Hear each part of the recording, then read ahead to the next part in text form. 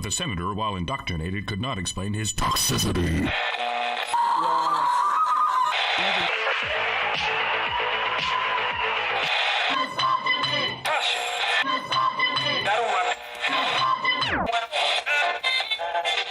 You should not listen to men's rights advocates if you want to know what they have to say.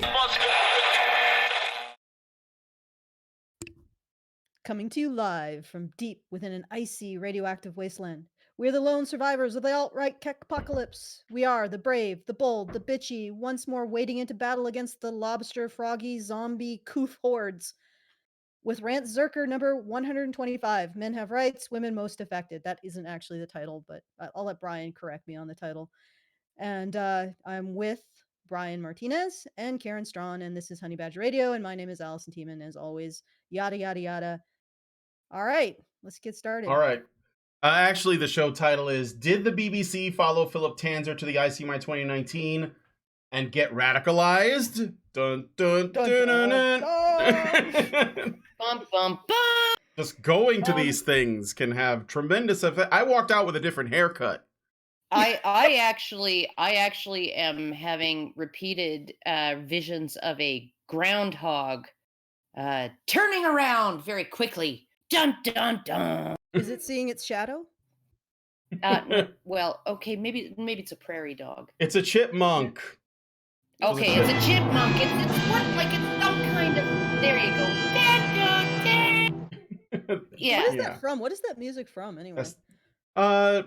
Pretty much any movie that has like a big twist or reveal. It's from the viral video of the chipmunk turning around very suddenly and glaring into the camera. Before that, it must have been from somewhere. He's talking about the original sure soundbite. Yeah, from like a God. movie or something. Yeah, maybe it's like from the 1940s 1940s or some shit. Yeah. Yeah, exactly. Yeah. All right, Yeah. so essentially what this is the BBC decided to do a piece on the men's rights movement, maybe And documentary-ish kind of thing. Yeah, sort of thing. International Conference on Men's Issues 2019. And because they couldn't find a single straight man in the entire movement, I'm just kidding. Don't crucify me. I'm just making fun of the fact that there's like a high degree of bisexual and gay men. But weren't they actually asking if Yes, like if we knew of any people we could hook them up with, yes, preferably British men or Scottish, a young British or Scottish man, Mhm. you know, who they could sort of follow and profile. And what they came up with was a South African-born German gay porn star. Well, as you would. I mean, and not to malign Philip Tanzer, because No, he's a great. great guy. He's a great guy, and certainly he's fine like for the most representing the movement. He's the most fucking friendly, Yep. cheerful, energetic person. Like because I've met him at a few conferences now, and he's just like super positive and super like, you know, hey, I'm gonna go exercise because I got too much energy and I gotta burn Bouncing some off of the it walls. off. And yeah, but he's like Like a puppy. really he's really positive about it. He is really like a very, very excitable yet positive person who just like wants to believe that everything is, you know, that things are working. And thank you, Sam, for giving me the finger, son. He just came in from raking up dead grass and dog poo, so it's not. Well, that's always entertaining. But yeah, he did strike me as a very nice.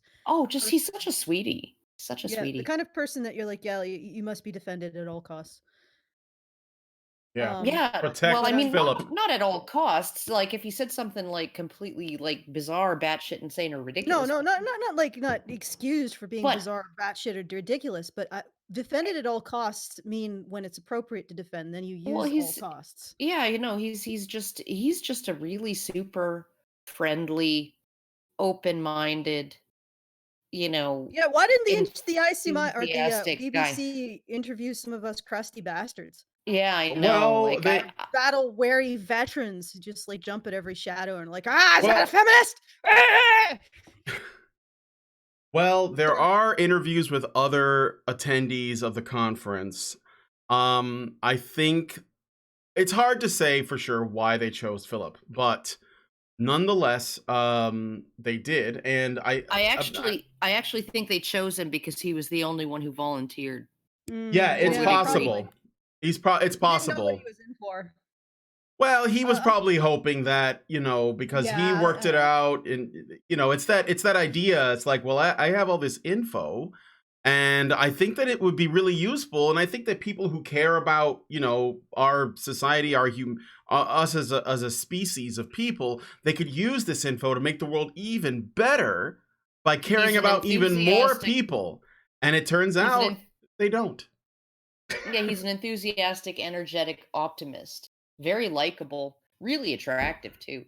I mean, like, gay or no gay, I would not kick that man out of bed for eating crackers. Okay, Technically, he's bisexual. Yeah, he's bi. Technically. He's quite photogenic, is what I'm saying.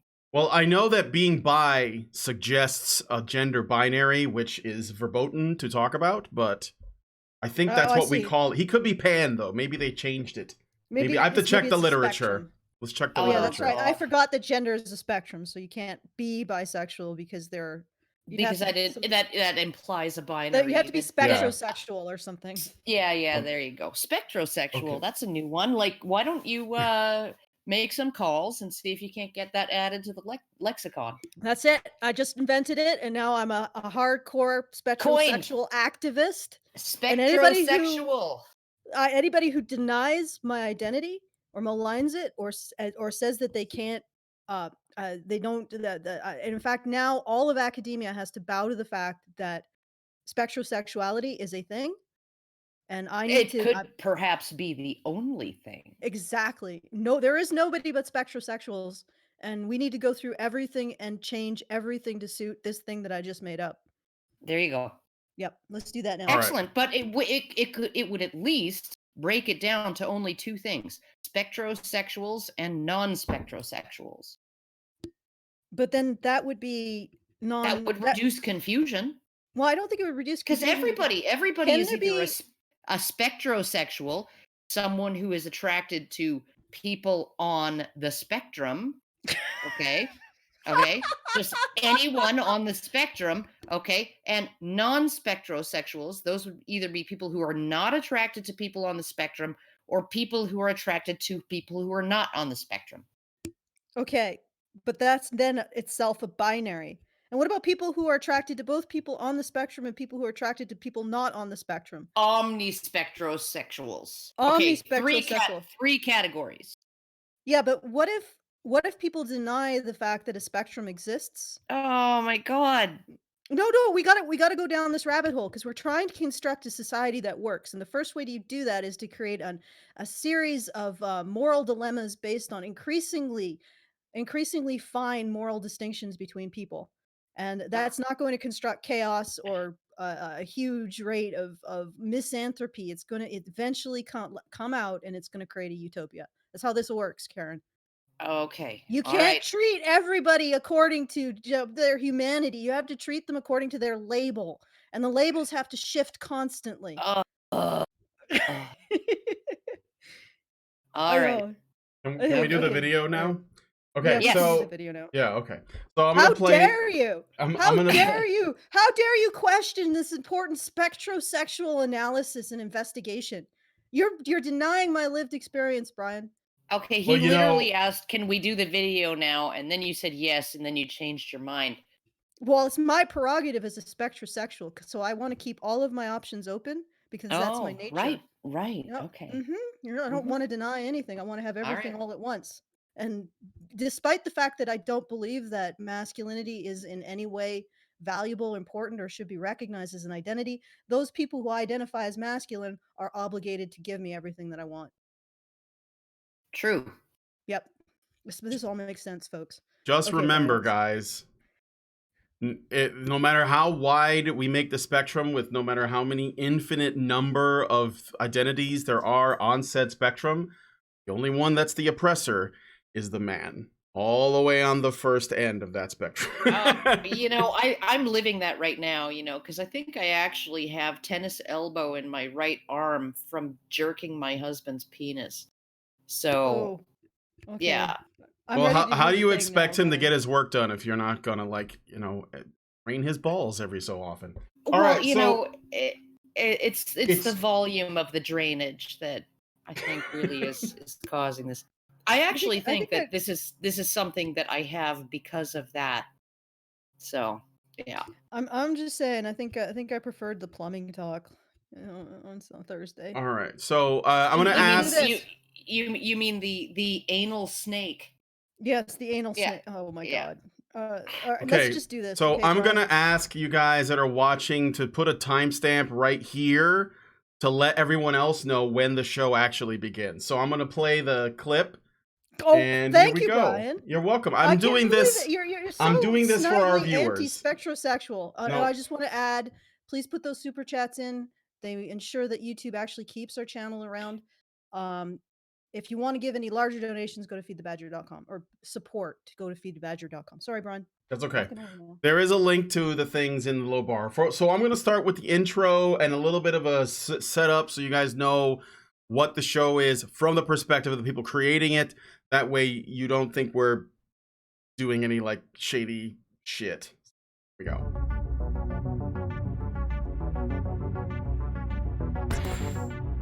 By the way, I color change things, so if they look weird, that's why. I also flipped it horizontally, so it's going to be a mirror of the video. Okay, can I offer my first critique? Yeah. Why are they using horror music? horror movie. Well, it's not. You could make the I argument. would say that it isn't suspense. I think it's suspense. But why are they using horror movie type edits? And then the quick changes. Yeah. I don't know. This guy's like he's I don't know. He's probably watched too much contemporary horror films. I just want to say something else too, okay, before it gets to this, because I gotta say this. I thought it was hilarious when I saw it. When I heard that there was a documentary being made that where the BBC Three, it's called BBC Three, but this YouTube channel is called BBC Stories, where they were going to be following Philip Tanzer on his journey from Scotland to Chicago to the Men's Issues Conference and back. And they were essentially, what they're doing is they're telling the story of the conference from the perspective of someone that's getting to know one MRA, specifically Philip Tanzer, right? So I joked that there would be a scene, before I had even seen it, there would be a scene of him on a beach with a dog swimming that would be played in slow motion. I said that they were going to do that because that's what they always do. They make these little dramatic like B-roll like footage, like these little video clips, and it's always different things, but it kind of depends on the person. So if they live in the city, then I figure, oh yeah, they're gonna be in a park on a bench feeding pigeons, or something in a cafe. So I basically said, I bet he's gonna be on a beach without a shirt with a dog running around barefoot in slow motion. So I'll just keep that in mind that I said that. Okay, let's keep going. I think as a men's rights activist, you are constantly being silenced. Our boys are flaming out Feminist principles toxic and messages. Society as a whole has an issue listening to men's issues because it makes us feel uncomfortable. We don't really like to hear about men being vulnerable. There's always a chance for an echo chamber. Your man are the ones under attack.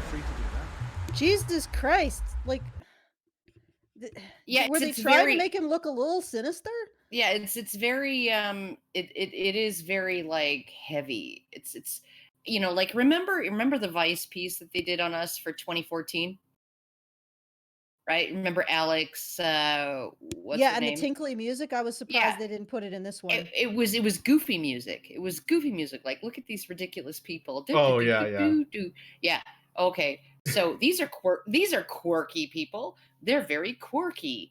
But nothing to really pay. They're just a curiosity, right? Mm-hmm. Okay, which totally contrasted with the retitling of the video, right? Remember, the video was originally titled "Meet the Women of the Men's Rights Movement," and then 2 weeks after they uploaded it to YouTube, they changed the title to "MRAs Think Rape Victims Deserved It" or something like that, right? Which I don't even know where that came. We might have come from. They actually watched Mike's hilarious sloth video where we were making fun of the concept of feminist creating a new form of rape in which men use women's biology against them. So in other words, when men have women, or they have problematic consent from women when they actually arouse them enough Yeah, to no, really want to it have was sex with them. literally no. Okay, just let's actually add in some layers of nuance to that weird, easily taken out of context statement that you just said.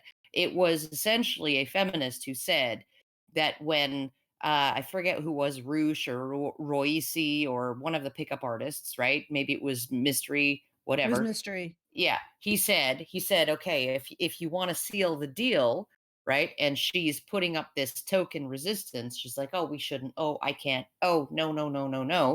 It's Right? like Bill Take her Burr no said, for an stop, you're terrible, stop. yeah, stop it. Right? Take her no for an answer. Stop engaging.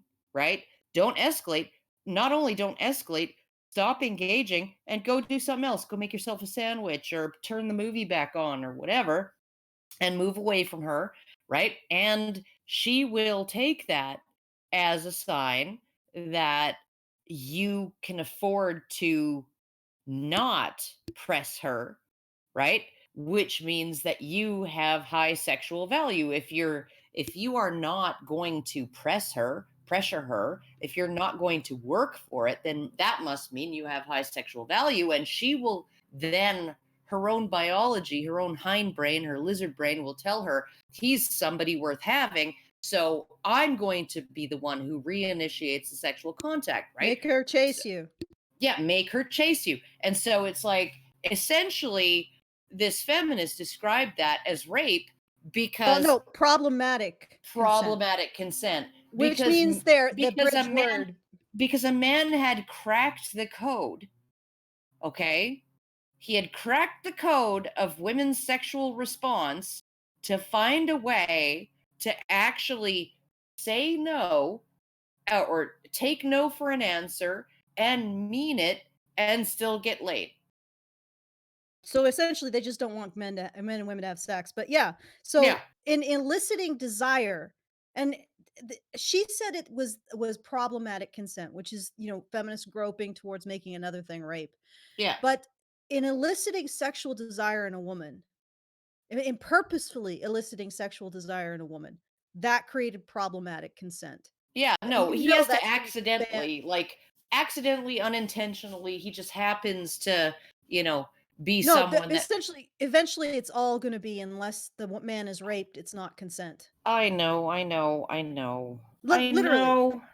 Literally, unless the man had no ability to consent, to initiate, to accept or reject, then it's not consensual sex. Only when the man is raped will it be consensual sex.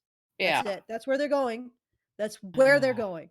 And I don't know. I'm not exactly sure how much of this insanity society can sustain, because by the time we get there, I don't think there will be a society left. By the time Agreed. feminists get to their end game, they will have completely dissolved any sense of trust that anybody has in their fellow man, and then with that will go society. I'm just saying, we go back to the point. I'm actually really surprised they didn't use the same tinkly, crappy music. But what was your point about? No, they used sinister music. Well, slightly sinister, I guess. Yeah. And why would they make Philip look sinister at all? Why do you have to do that? I know, BBC? like he's normally he's looking so grim. He shows his profile very stern, and it's like 99% of the time that I interacted with him, he had this like giant friendly grin on his face. Yeah, He's probably thinking, should I turn my back to the BBC? Yeah, they probably played that in reverse. Are they gonna knife me or rape me at knife point? Throw me into the? No, I'm just. I was just gonna say that there's a little bit of a bait and switch, because they do make him sympathetic. He's a sympathetic character throughout, honestly. I don't. Oh, think but there's any way you he's could our not dupe. make it. I'm guessing. Yeah. Yeah, me and you, Karen. Me Yeah, and we. you. Yeah, We're the conference. the cougars that duped him into this. Yeah, we lured him into thinking these Yeah. wrong things. He's a victim. He's a sympathetic character. Yeah, he's Okay. I'm guessing. Yeah. We should probably play more clips. Okay. Yeah. Okay. So I'm gonna jump ahead to when the journalist explains what he's doing. And we can hear a little bit of his thoughts. And he's a Latin guy with a really heavy accent, so. I will follow Philip all the way to Chicago, where he's attending the International Conference on Men's Issues, a summit of men and women, actually, who think that men are the ones disadvantaged in modern society. Yeah, I like that he's like, and women, actually, can you believe and it? who were the freaking organizers of this event? I know. I mean, They are part of the manosphere. Let me play the rest of this. Let me play the rest of this. They are part of the manosphere, a loosely connected network of different groups, from the men fighting for fathers' rights, to pickup artists, to those who don't want anything to do with women ever again. All right, now you can talk. I can grant him. We are part of the manosphere. The manosphere is comprised of all of those different groups. That doesn't mean that the Venn diagram, right? There's a big Venn, a circle, the manosphere. That doesn't mean any of the circles inside it necessarily overlap that much. So, but there is some overlap. There are pickup artists who are interested in men's rights. There are MGTOW who are interested in men's rights. There are men's rights. I think, as far as I know, men's rights activists largely support men going their own way, like that as a personal decision, and including Paul Elam and a lot of pickup artists, while denigrating men's rights activists as a bunch of pie-eyed optimists who are just like freaking masturbating and never going to come. Essentially, is like they're just wasting energy on something that's never going to happen. They at least admit to the fact that if any group is going to actually protect them from a false rape accusation, it's probably going to be those guys over there, right? Who we shit on constantly. So I mean, like there is a lot, like there's a lot of overlap of ideas. There's a lot of overlap of cultural analysis, and there's a lot of the prescriptions are different, but the descriptions or the diagnoses largely overlap, I think, among those groups. What does it matter ultimately? I just want to say that this is not a false statement on the part of this documentary, right? This is not false. At the very least, it's a lot more honest than it has been in the past, where they basically just say the men's rights activists. They conflate everything. Where they call Rouge V a men's rights activist. Yeah. Right, exactly. Yeah. So they're getting a little bit better, or they can't manipulate the truth anymore. But do you want to say anything about that, Alison, before I play the next clip? I don't really care. So let's move on. Okay, so I'm going to jump ahead. So Philip is being interviewed in his place of business. He lives in a very, very remote, small community at the very northern tip of Scotland. And he built he built his home, and I think his business is in his home. On top of that, he's like a hairdresser, and he's talking to this guy about the vote, I think. So I'm going to play this clip. But what about in terms of, for example, rights to vote, rights to own property, rights to choose their profession? So the right to vote. Oh, the tinkly music is. Yeah, the tinkly music. So what he's saying, the interviewer is basically saying, how is it you could say that women were not historically oppressed? Because I think he says essentially that men and women had their problems, right? I mean, he described it as oppression. I don't like that word, but men and women have struggled through most of history. So it's not like a one-sided thing. And then this guy says, well, what about in terms of rights? That's what he's getting at. And he's about to explain how the vote, what the deal is with the vote. So I'll keep playing if that's okay. That I think is in America, with the duty to serve the country. So going to the military, and you could question, should everybody then have the same responsibilities and give the What was that? So a woman that was inside of the place of business while he was talking about, how women, men were expected to serve in the military in exchange for the vote, and women weren't. And then he says, well, I guess we could have a conversation about what women could do to earn the vote, or something along those lines. And this And woman goes, she- "Oh, disgusting," Ugh. and she storms out. And he's basically like, troubled by the fact that she's walking out. And then she says to her friend, "Did you hear what he just said?"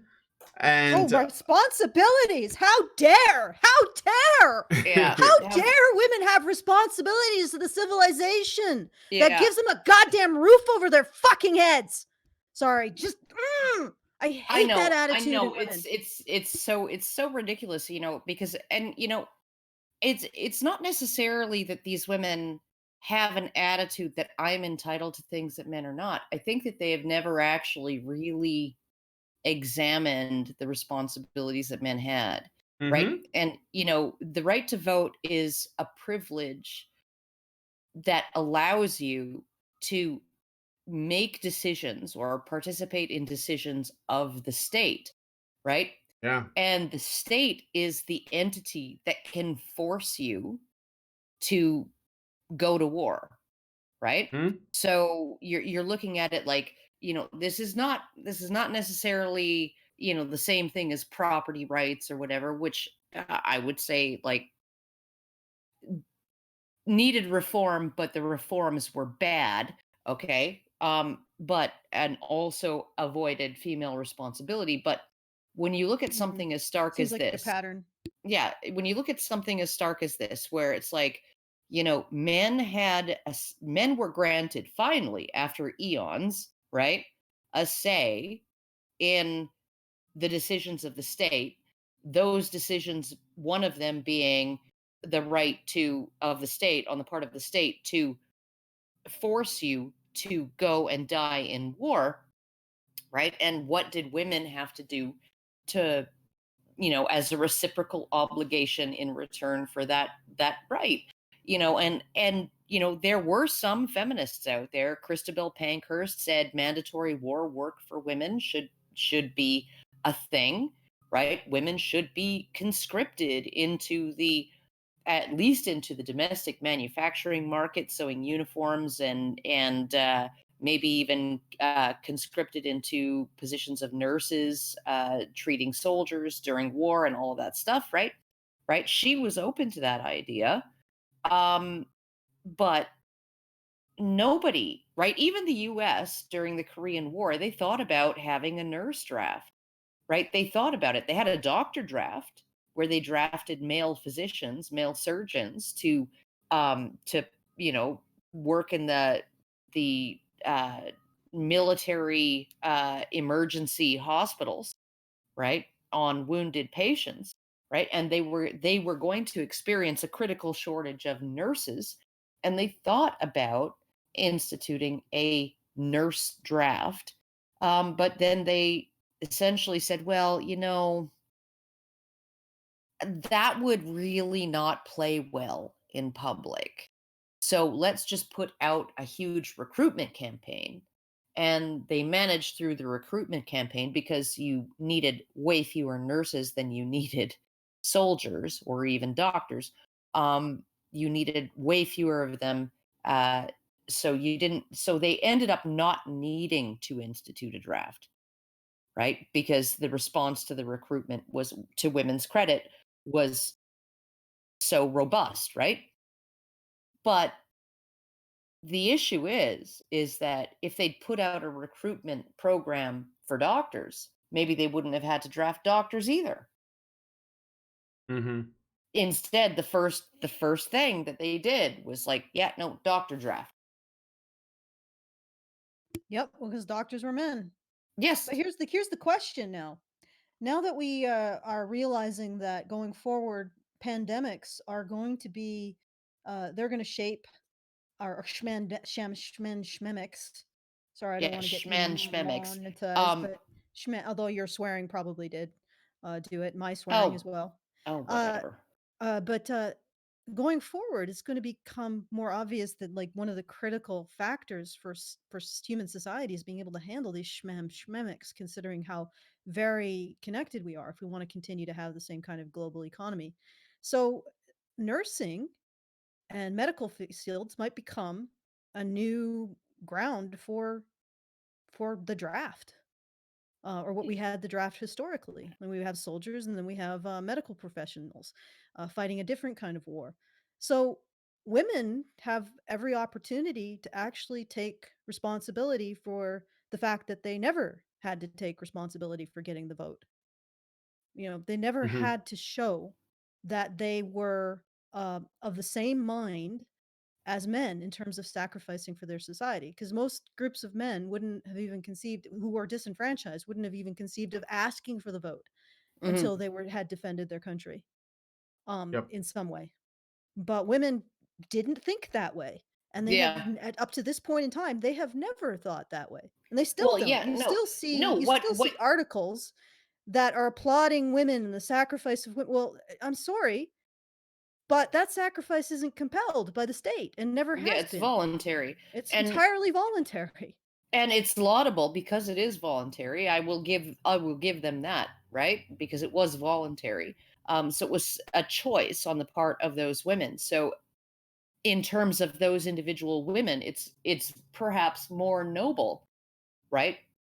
Well, let me put it this way. Than the man compelled into service. But when you look at it, what they want, what these feminists are saying is like, okay, so what is the Handmaid's Tale?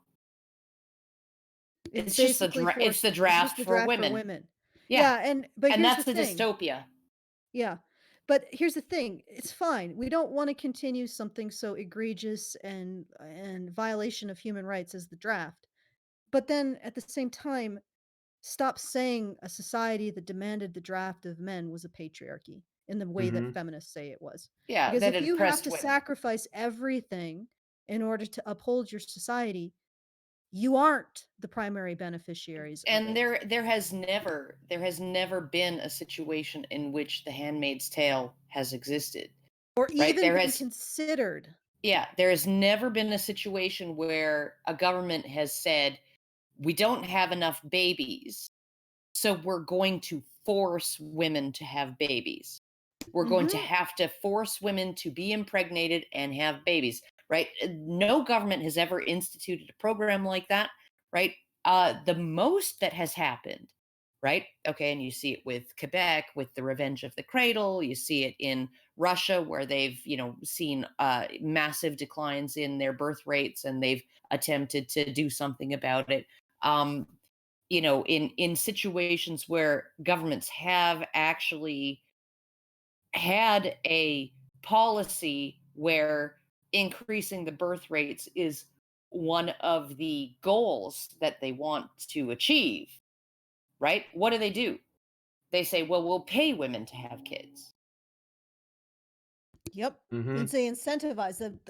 Even governments like ancient Rome, the Republic, they incentivized women having children by giving them more privileges if they had privileges, children. Status, and money. And it's like, so you're looking at it like, okay, so essentially saying we'll pay you to have children is not the same as saying go fight in this war or we'll run you up a gibbet. Nope. And No. I'd like to point out something else. The Handmaid's Tale is even more egregious and absurd than that, because essentially they didn't just order women to have children, they ordered them to have children with officials who might have been infertile. So it's just ridiculous. It was something that would have been crushed, like the entire society would have disappeared in a generation. And it isn't actually based on Christian fundamentalism. No. It's like there's no way that society would have come out of Christian fundamentalism. It wouldn't even have come out of Muslim fundamentalism. Nope. No, Completely made up in it is the mind of completely made up oppression fantasy by feminists. Yeah. Well, And one feminist, Oh well, but there's a whole bunch of feminists who like to LARP. Yeah, and they seem love to it. Really, They love it. really LARPing means they like to pretend that they're part of Gilead. I mean, honestly, if you actually constructed a fake society, called it Gilead, and gave feminists the option to go to it, they probably go there like a theme park. They probably pay like thousands of dollars to live there. Oh my God, it's so wonderful. I'm being oppressed. Oh. Next, from Universal Studios Florida, I'm being oppressed. Gilead Island. All right, so let's get. There's more to this clip. So she storms out. He obviously becomes a bit anxious about that because he feels like she overheard him and he wants to talk to her. So he watch. Oh, for God's sake, Philip, just let her do it. Excuse me, She's not worth it. Just a second. Excuse me. Just challenge me for a second.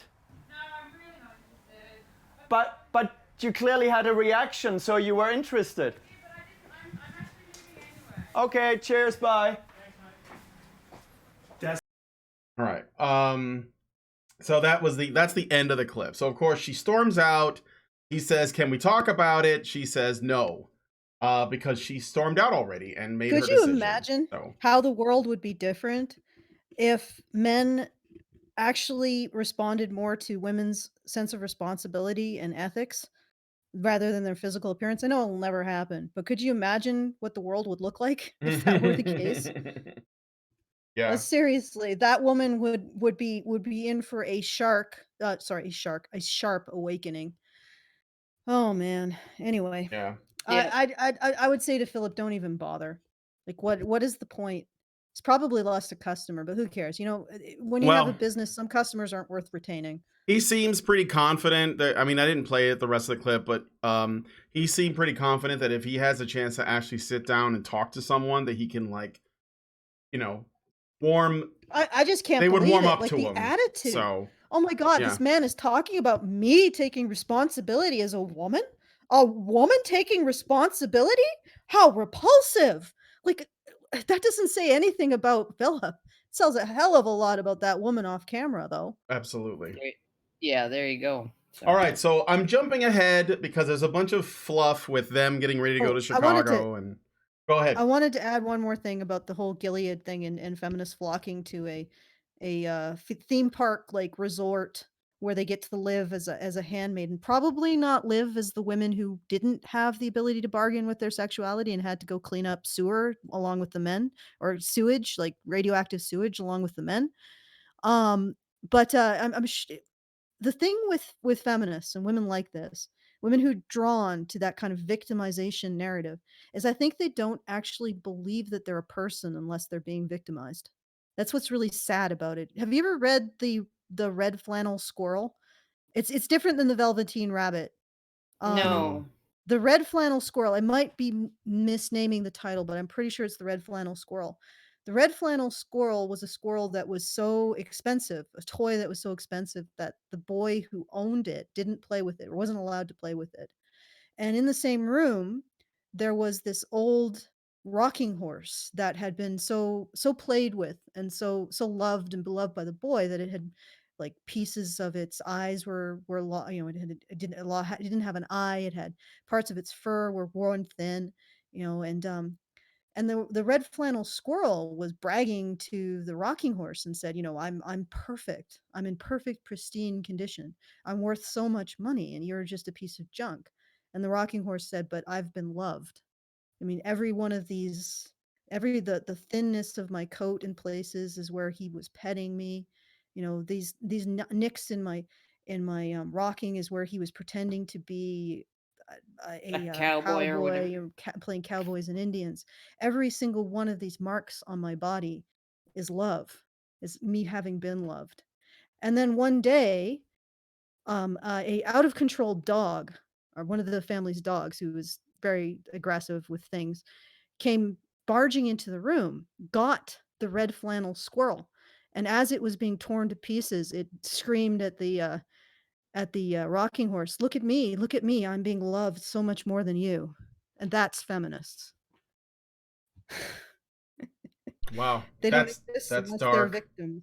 It is dark. It is a very dark place to be. And one thing that I thank God is there but the grace of God go I, right? That to see yourself in terms of how you are victimized, to only feel a sense of self when you're victimized, that is truly terrifying to me. And when I hear these women talk about their lives and what their interests are, I mean, I turn on Lifetime channel. I can't stand it for more than 5 minutes because I turn on the TV, and the TV during the time that women will watch it, I like turn one channel on. I'm like, oh, this woman is being raped. I turn on to the next channel. Oh, this woman is being raped and murdered. Turn it to the next channel. Oh, look at this. This woman is being groped by her boss. I'm like, turning channel. Is there anything that isn't women being victimized sexually by men? And almost all of it is. And I'm thinking, what kind of mentality you'd have to have as a woman to sit there and drool on yourself while you're watching this and enjoying it and consuming it. Like Yeah. what you are essentially the red flannel squirrel. Look at how much I'm loved. And it's look at how much I exist through being victimized. And it's like it's just I don't know how to look at that and not be appalled. And I don't know if I should be appalled at the women or whoever their mothers who taught them to think that that's who they are, or their peers or feminism or whatever taught them to think that the only time they exist is when they're being harmed, which I is think I think it must be a fairly new thing. Like there was I was part of it. I'm part of an email list, right, where they post various things that are published in the media that might be positive or negative, but interesting that people might miss. And somebody commented that there are hunter-gatherer women who would, if they were exposed to what the complaints are among women in modern societies, they would laugh, right? Including sexual complaints, right? Including the idea of, the Joe Biden accusation, right? If it's true, right? Okay, so she was groped and digitally penetrated, right? And they would be like, what? So, Mm.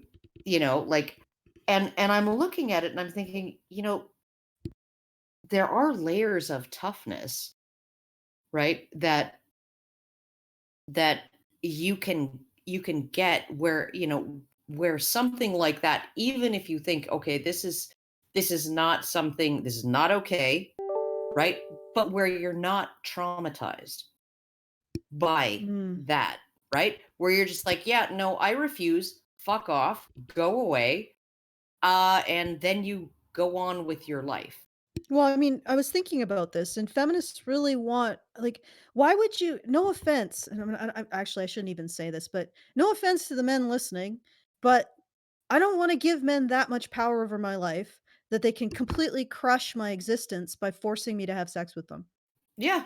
Like, I don't want Agreed. you to. I'm not giving you that much power over my life. If that happens, I'll do everything in my power to overcome it and move on and forget as well as I can. And that's the approach I'm gonna take, 'cause ain't nobody gonna have that much power in my life. And I'm I not don't gonna do I'm even not think I think even the forget part, I don't think you would do that. I think No, I wouldn't you do it. I mean, overcome yeah, you overcome it. overcome, you adapt, right? You Yeah. move on.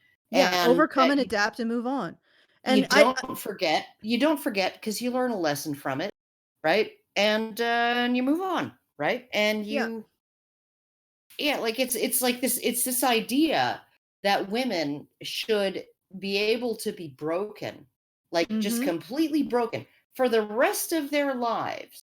Well, they just start broken. Like, it's not even that anything has happened to them. They've broken themselves. They are the red flannel squirrel that thinks in the moment of being victimized that they suddenly have a purpose and a meaning and a use, and they're suddenly of worth or value in the moment of being victimized.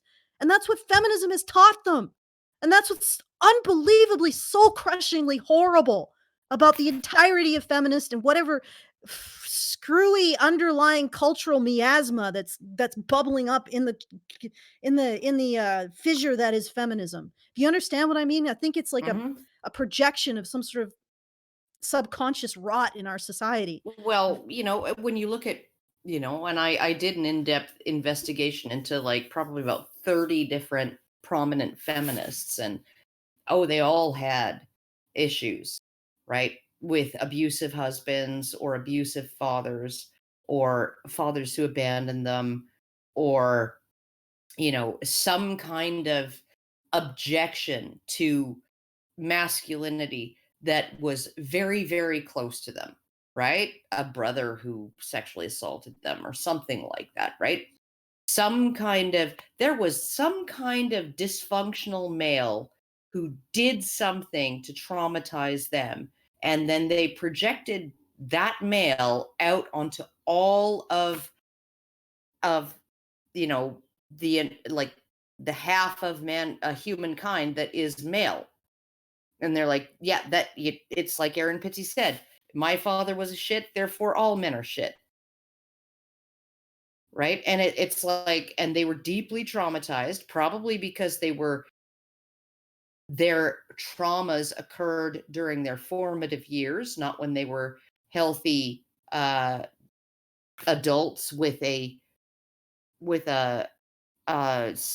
psychological schema that could resist being damaged, right? Permanently damaged by them, right? It was one of the. It's kind of like when I'm talking to my boyfriend and I say, like, honestly, given the parents you had, it's a wonder you're not more fucked up than you are. But you're fucked up. You got a really skewed perspective of yourself in the world, right? In terms of your own competence, and he always undervalues his competence and his intelligence, and he always underestimates it. He's Dunning-Kruger, but Well, I mean, to speak to that, sometimes you can think in ways that make everybody around you think you're stupid. Sure, but nobody around him thinks he's stupid. Everybody around him, including me, When you is grow giving him up. sure, but everybody around my man is like, they think he's smart. They give him access to things that a junior employee is not necessarily not ever going to have access to, right? And they give him tasks that are well above his pay grade, right? Because they recognize that he's smart, and I recognize that he's smart, and he just won't take my word for it. And it's because I think because his parents were fucking crazy. Well, Right? he's And I'm probably thinking also, if I may, that since you do recognize his intelligence, it's like a situation where anybody who would be my friend, I don't want to be friends with, or any club that would have me, I don't want to be a part of. In sometimes, is No, that he's not. I mean, he is disdainful of certain people who are completely retarded, but that he works with. But he's just like, but what I'm well, we're saying right. Let's get is, to your point. Yes. right, his parents did a number on him when he was in his formative years, right? Yeah. And I'm Like reaping the feminists. baggage. I'm reaping the baggage of that now, right? And he's a multi-talented person, right? So he's one of these kind of renaissance men, who's athletic and also, technically proficient, and also, he got a degree, graduated with honors from a humanities course program, right? Like he's one of these kind of people that it's like anything that he touches. It's just like, yeah, no, he can make it work. And he's constantly living in this state of insecurity, right? And uncertainty, right? Like that he thinks he's dumber than he is. He can't reconcile. He knows that the people around him are dumber than he is, right? But he can't reconcile it because he's been told all his life that he's dumb, right? By his extended family. And his parents were complete lunatics. And he was like, oh God, I'm going to end up like my parents. This is why he had a vasectomy at age 18. Right? I don't want to bring into the world more people like my parents. That's right. So it's like you look at it and you're sort of, there are people who have these experiences that leave them with, like, understandably, with lifelong problems, right? But I don't think that I would ever offer my husband a PhD, an honorary PhD in human psychology, and say, hey, can you produce us a brand new program? No, but not even that. Because you could become somebody who wants to learn in order to heal themselves. Can you produce a program based on assuming that your experiences are universal? Yeah, not just universal, but that your perceptions of yourself are actual reality. Oh man, actually, I do wonder if I have a better perception of myself as a woman and an individual than the average feminist. I'm thinking you probably do. Because I wouldn't tolerate this. The entire concept of only being defined as a victim, of only The existing idea when you're a that victim. the idea that you could get so upset, right? Because he literally he was only like he was talking. He got maybe 3 sentences in, right, to his explanation, and she was so disgusted she had to leave. She was so traumatized she had to leave and would not come back and hear him out. What a prison. That's how affronted she was. And it's like, hey, I'm one of those people. I'm willing to talk to anybody about and you can tell me anything and I'll consider it. And you like white nationalists, black supremacists, whoever, right? I'm willing to actually hear you out and hear your arguments and engage you in conversation. Because I'm not you agree fragile. with them. No. And even if I agree with you on some things, that doesn't mean I agree with you on other things. It's like that manosphere thing, the description of society. There's a lot of overlap there between all of the groups in the manosphere. It's the prescriptions on which we differ, right? But even then, there's some overlap. But it's like, you sort of look at it and it's like, okay, well, there is this reflexive, this upsets me, and therefore I'm going to stop listening thing that I think is fundamentally a symptom of a weak character. Yeah. Well, weak character, but also somebody who's decided to put themselves in a prison. In their own self-made What prison. is the weak character? It's a self-prison. Yeah, that's true. It's a self-made prison. And it's like I said, when I started this, it's sorry guys, I don't want to give you that much power over me. And as far as I can tell, there's no scientific research that justifies giving men that much power over women or perceiving that men have that much power over women. Maybe I'm just too much of a misandrist. It's like no. I don't think men want that power over women. I think men want the perception of that power. No, over women. I don't. I think some. Do. I think some men do. I think male feminists are among those men. But I think that average men, they don't want power over women. They want to be chosen by women. Yeah, that's what they want. They want women's trust more than yes, and that can look like wanting power over women to someone who's paranoid. Yeah, I don't think men usually look at women and see a power struggle. That's actually, I think, the last thing that most men want. Unless, of course, they're feminist men, in which case they think it has to be a power struggle. Like that's because that's the narrative, right? I think that there is a recognition among a lot of traditional men and sort of old school men, right, that there is always some kind of power struggle going on. Yeah, I think that there's an understanding of a hierarchy, right? Yeah, within their intimate relationships, at least, right, where it's like you have the guy who I got my moniker from this sitcom, British sitcom, where the guy calls his wife she who must be obeyed, and you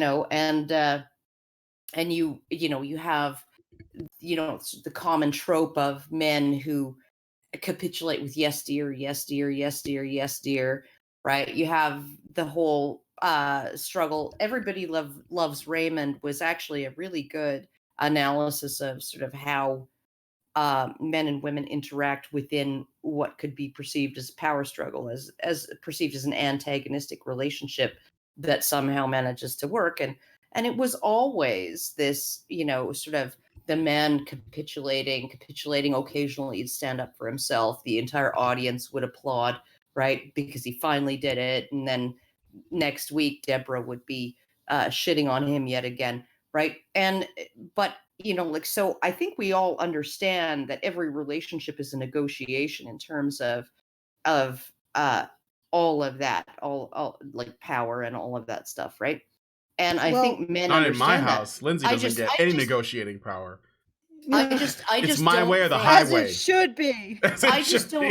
I just don't think that men are as power hungry in their relationships as feminists would have us believe. I think that Or even they're as women, actually, for fuck's they're sake. actually more likely to capitulate to And that's their actually wives. scientifically, like Yes. that's based on research. Yeah. Men actually have a higher degree of stress during marital arguments. And no, they're much more likely to want to make peace, capitulate, and maintain the relationship and compromise and all of that stuff. They're more likely to be able to do that. That whole stuff in and the to Bible, want to do that to women. that whole than stuff in the women. Bible that women submit to their husbands and men sacrifice for them, like Christ sacrificed for the church.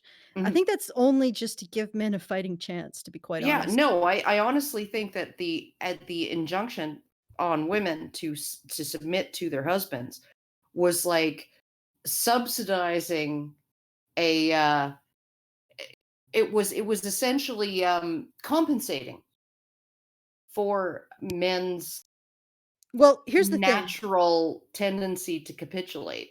Yeah, and to base their emotional situation on the women, and they recognize that in the Bible as well. And this isn't an order; this is just recognizing an observation that men go from their mother and their father. So the emotional basis when they're a child is their mother and their father, and the Bible says, and then cleaves to his wife. So his wife forms the same foundation that his mother and father did, which is pretty powerful, and it's recognized in the Bible that women have that power. So, but it's ordered that men sacrifice for women like Christ sacrificed for the church, and women sort of trust them in response. You know, you trust that the man is going to have your best interests in your mind, so maybe lay off the emotional abuse, that kind of thing. Like I said, I think it's a way of trying to structure relationships to give men to balance a fighting it. chance. Yeah, to try and balance the power, right? And you know that one paper that I read that talked about the kind of collective polite fiction of male dominance in peasant societies. Right? It was like a polite fiction that everybody just pretended that men were in charge of their families. But everybody knew that women were the ones who were really in charge of the family. But in order to keep men actually motivated to provide for and protect their families, you had to at least kind of give lip service to the fact that, okay, you're nominally in charge. You're like the figurehead. You're like the Queen of England. You don't really have. It's not even necessarily like a situation where it's necessary to have that to keep men motivated. It's like it helps them retain a sense of psychological health, I think. Well, a sense of self-worth. A sense of self-worth, that psychological health. And the other thing is that I guess if you could call that a polite fiction, feminism is exactly the same thing, except it's an impolite fiction. Yeah, it's like a hostile fiction. It's a hostile, mean-spirited fiction, but it's basically people transported from like the 1500s with the same need to maintain the same the same lie. It's a Mean Girls fiction. All right, let's go, Brian, because we're at the hour and we have done what, 30 seconds? No, we went. Well, it's a good thing I picked out highlights. We got 6 minutes in to this 24-minute documentary in the first hour. You guys managed to talk for like 20 minutes between clips just now. I just want to point that out. And but I jumped ahead anyway because for about for about 5 minutes, it's just filler of them hanging out in Scotland, getting ready to come to Chicago. And then we go a little bit into Philip's background, which I don't want to like completely skip. I mean, I skipped it, but I'll tell you a little bit about it in case you guys don't know. He is he was raised by a mom and dad when he was growing up. His mom this is all I know. I might dig a little deeper when I have Philip on Monday and talk to him about it. His mom would dress him up, get him like to wear leather pants and stuff like that. He doesn't really say much about his biological father, although he acknowledges that he was there in the home. And then he went and joined the military. And I think that this may come up later, but he mentions how all of his military buddies had like lost their children in divorce and child custody suits, and it destroyed them. And that's when he says that he really saw like how men have it bad and no one's talking about it. And then they jump ahead to Chicago, ICMI. So this is a little comment that the documentarian says with what he observes about the men's conference in a short 10-second blurb, and then I'll jump ahead to when he goes to a feminist in the UK to discuss men's rights activists, because apparently that's how you learn about what MRAs are about. Even when you were just at a conference, talking to MRAs, I better find out what feminists want, because I feel like my brain is being unwashed. There's like a rinsing that's happening and I'm not comfortable. So let me go back to the sweet comfort, the sweet womb, nectar, the sweet womb of lies. Of absolute bullshit. Yeah. But anyway, let's play this. While some complaints seem legitimate, they have also been labeled as both misogynistic and hateful by parts of the media and some advocacy groups. All right, so there was a clip, in case you guys are listening to this, where he shows some people hanging out at the conference, and he shows some book covers, because there was a lot of books being sold here. One was written by Mike Buchanan, I think it was called, and it was, just gotta go back a little bit, I'll play this again. Also been labeled as both misogynistic and hateful. Feminism, the Ugly Truth, and it shows a demonic woman's face. By parts I think that's Nancy Pelosi. And then another book called Society Kills Men. This was written by Kenneth Jolivet. And he was actually a guest on the show, I think. And it says, Society Kills Men, Feminism Loses When Half Are Held Back.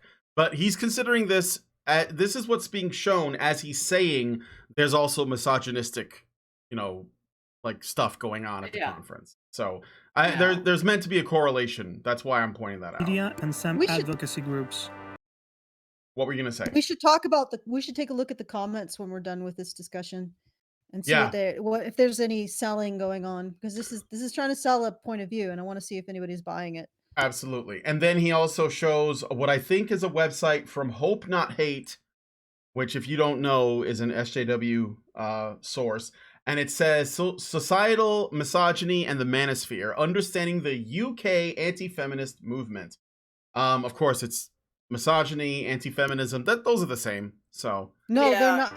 Fundamentally, they're not the same. I know. Sorry, everybody knows. Feminism is a way of they want to construct the feminine identity in a particular way to be defined as victims, to tell women that they don't exist unless they're victims. It's not misogyny to point out that that's horrifying. Women are not red flannel squirrels. There you go. All right. Oh, another reason why it's probably good that I'm reading these things out is because I do have the screen flipped, so everything looks like it's in reverse, so you guys can't read it. Yeah. So, okay, so he basically points to that, and then I'm gonna jump ahead to where he talks to an expert on the movement, apparently someone who knows what we're really about. Meanwhile, in the UK, this is all, by the way, happening. He's editing these in while he's still giving us stuff from the conference. So he's not done with the conference at this stage of the video. My name is Tracy Farrell, and I work with the Social Data Science Research Group at the Knowledge Media Institute of the Open University. Tracy Farrell has studied sexist attitudes online. And what we did was we tried to see if we could define different types of misogynistic behavior. So we broke it down into some smaller areas. Okay, I'm just pausing there for the banana, but I want you guys to know what I've observed when I was listening to this part. What she's done is there used to be just misogyny, right?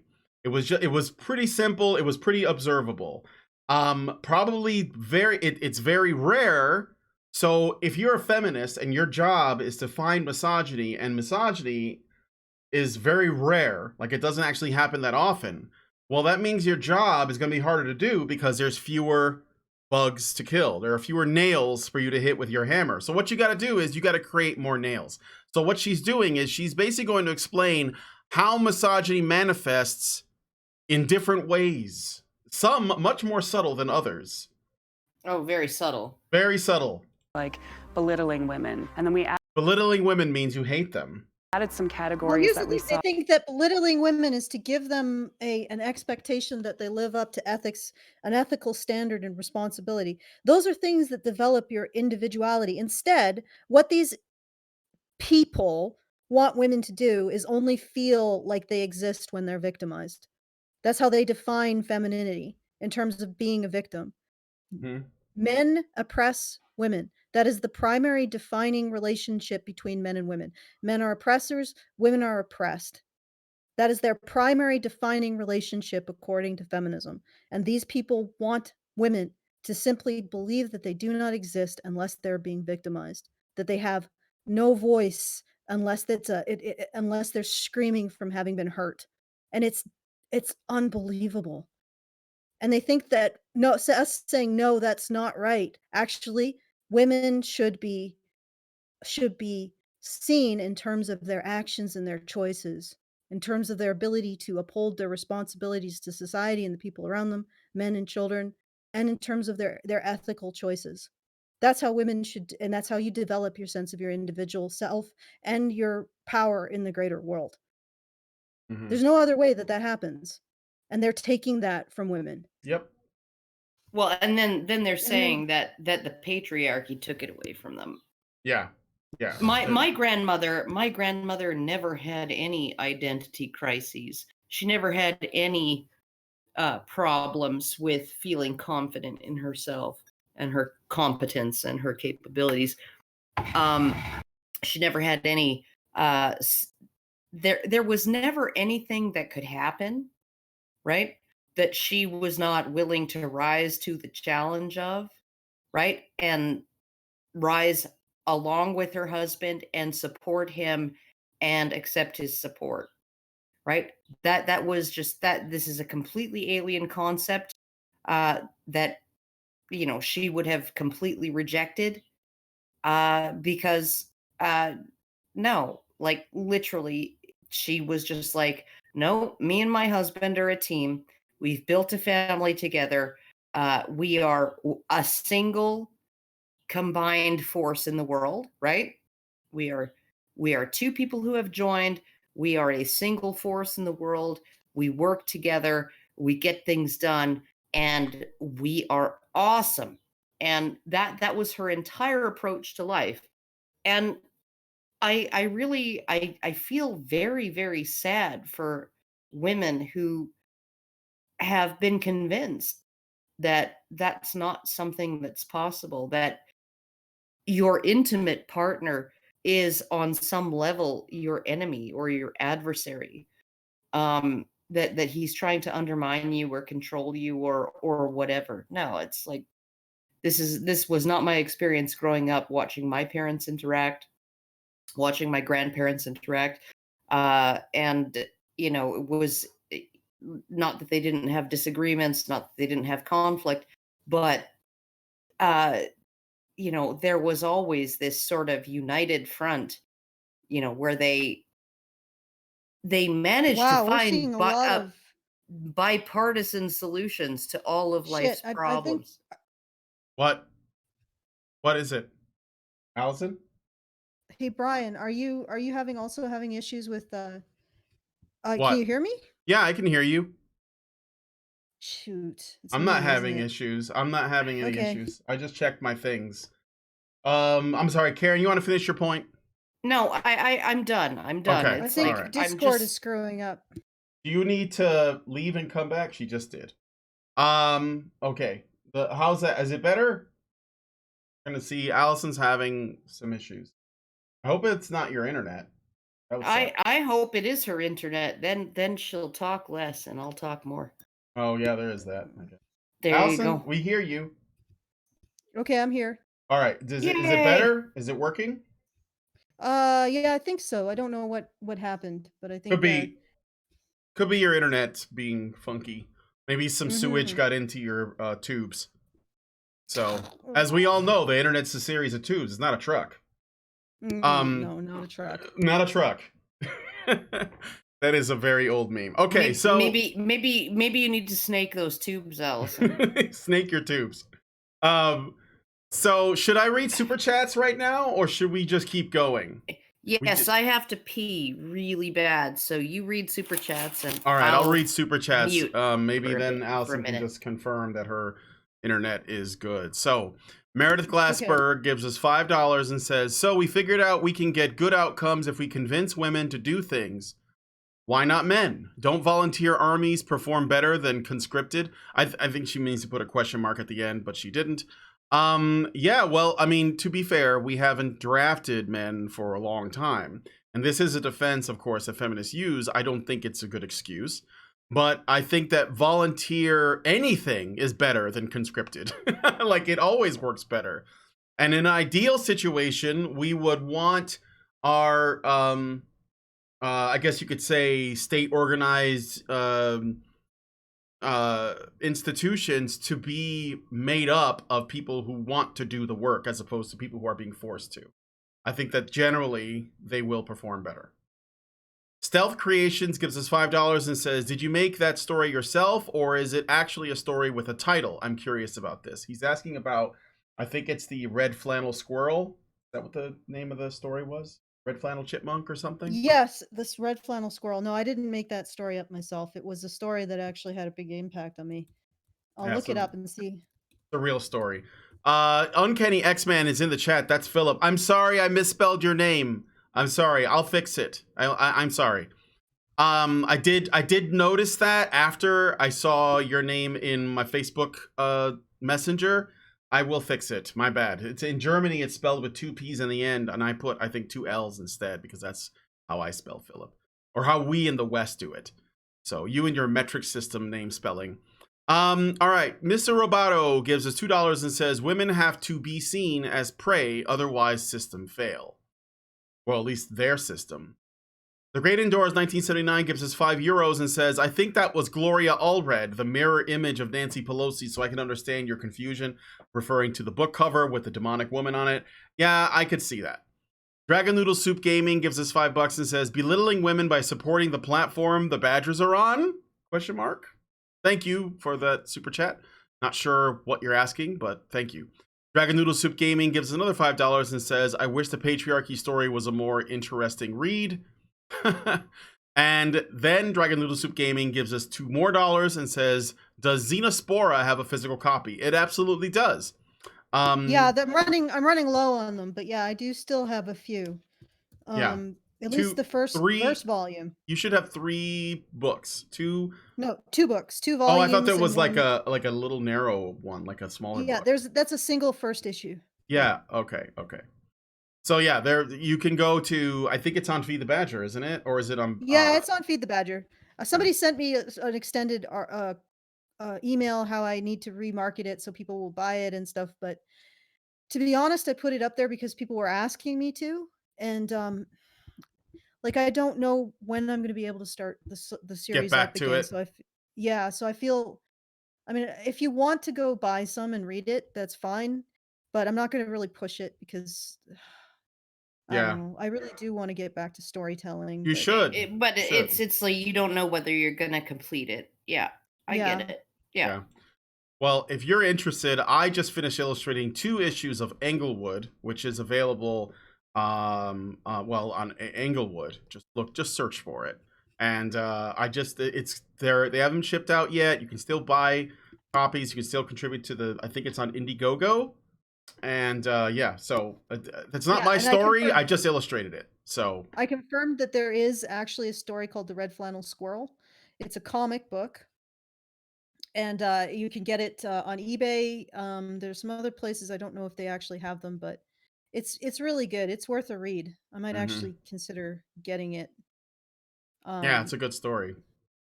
Yeah, it is a really good story. It is a dark story. I'll give it that. It's an extremely dark story, but it's a cautionary tale that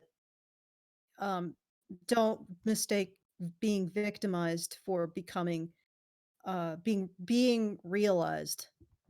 And I think that feminists encourage women to do it, and they do it themselves. There you go. All right. Okay, more don't mistake being victimized with being valued. There you go. Yeah. All right. So no more super chats. I fixed the spelling on your name, Philip, and we will get to the rest of this clip because let's just get to the rest of the clip. Areas like belittling women. And then we added some categories that we saw more recently emerging. One of them was this idea of this stoicism. This is just the way that women are. And then in addition to that, something which we called flipping the narrative, which was presenting the idea that actually women hold most of the political and personal power, and that it is men who are actually subjugated by feminism. Okay, can I just point something out? Mm-hmm. This woman has a job and an official title and a high-ranking position, and no doubt controls research funds, and her entire job is to prevent women from being belittled. And she then, in the same breath, says that society, that men's rights activists point out the society wants to protect women. Yeah, I know. Her entire job exists. Do you think that they would ever see somebody in the role of in an academic setting preventing the belittling of men? Yeah, like, literally. no. Are we ever going to see laws preventing the belittling of men? No. Seriously. You are an example of exactly what men's rights activists call out. You actually have a job preventing women from being belittled on the internet. That is astounding. And then you're saying, oh, but men's rights activists point out that society doesn't want women to be belittled on the internet. Oh, excuse me, I have to write another grant. A grant proposals to get money for preventing women from being belittled on the internet because we have a considerable amount of funds offered to us by the government from taxpayers who support us as well through donations to prevent women from being belittled on the internet. But, society doesn't really want to prevent women from being belittled on the internet. I know. It's so backwards. Well, it is con artistry. Yeah. And it's a con that is just right in front of people's faces. I know. I mean, they can't it's like see the it. con. It's like if somebody walked up to you, Karen, in a street and said, "You don't want to give me money," and then you handed them your wallet. Oh, I got to prove that I don't want to give you money. Yeah, Thank I know. you. At some point, can we start mocking people for believing this crap? I know. It's totally backwards. She's also admitted to something. She's admitted that they created a category that they're labeling misogyny, which is described as when men say that feminism is creating problems for them. So basically saying, hey, feminism has created problems that men are, she says subjugated by. I think that's manipulative language, but I will say is men experience suffering, some of which is a direct result of feminism. And she says, oh yeah, that's a form of misogyny. That counts as misogyny now. We just made that up. No. She just made that up. She says we just created a category. Here's the hilarious thing.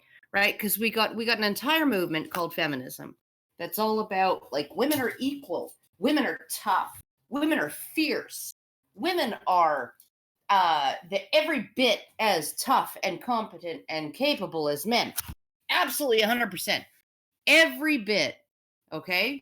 And then as an offshoot of this movement, we have the girl power movement, GRRRRRRL power movement. Okay, which is like women are better than men. They're superior to men. They're superior in myriad ways, right? In any number of ways, superior to men. Okay, and then the same movement is saying that any suggestion by a man that women have more power socially, politically, personally than women do, okay? So any man who goes along with this whole thing, like where they're like, yeah, actually women do have a lot of power.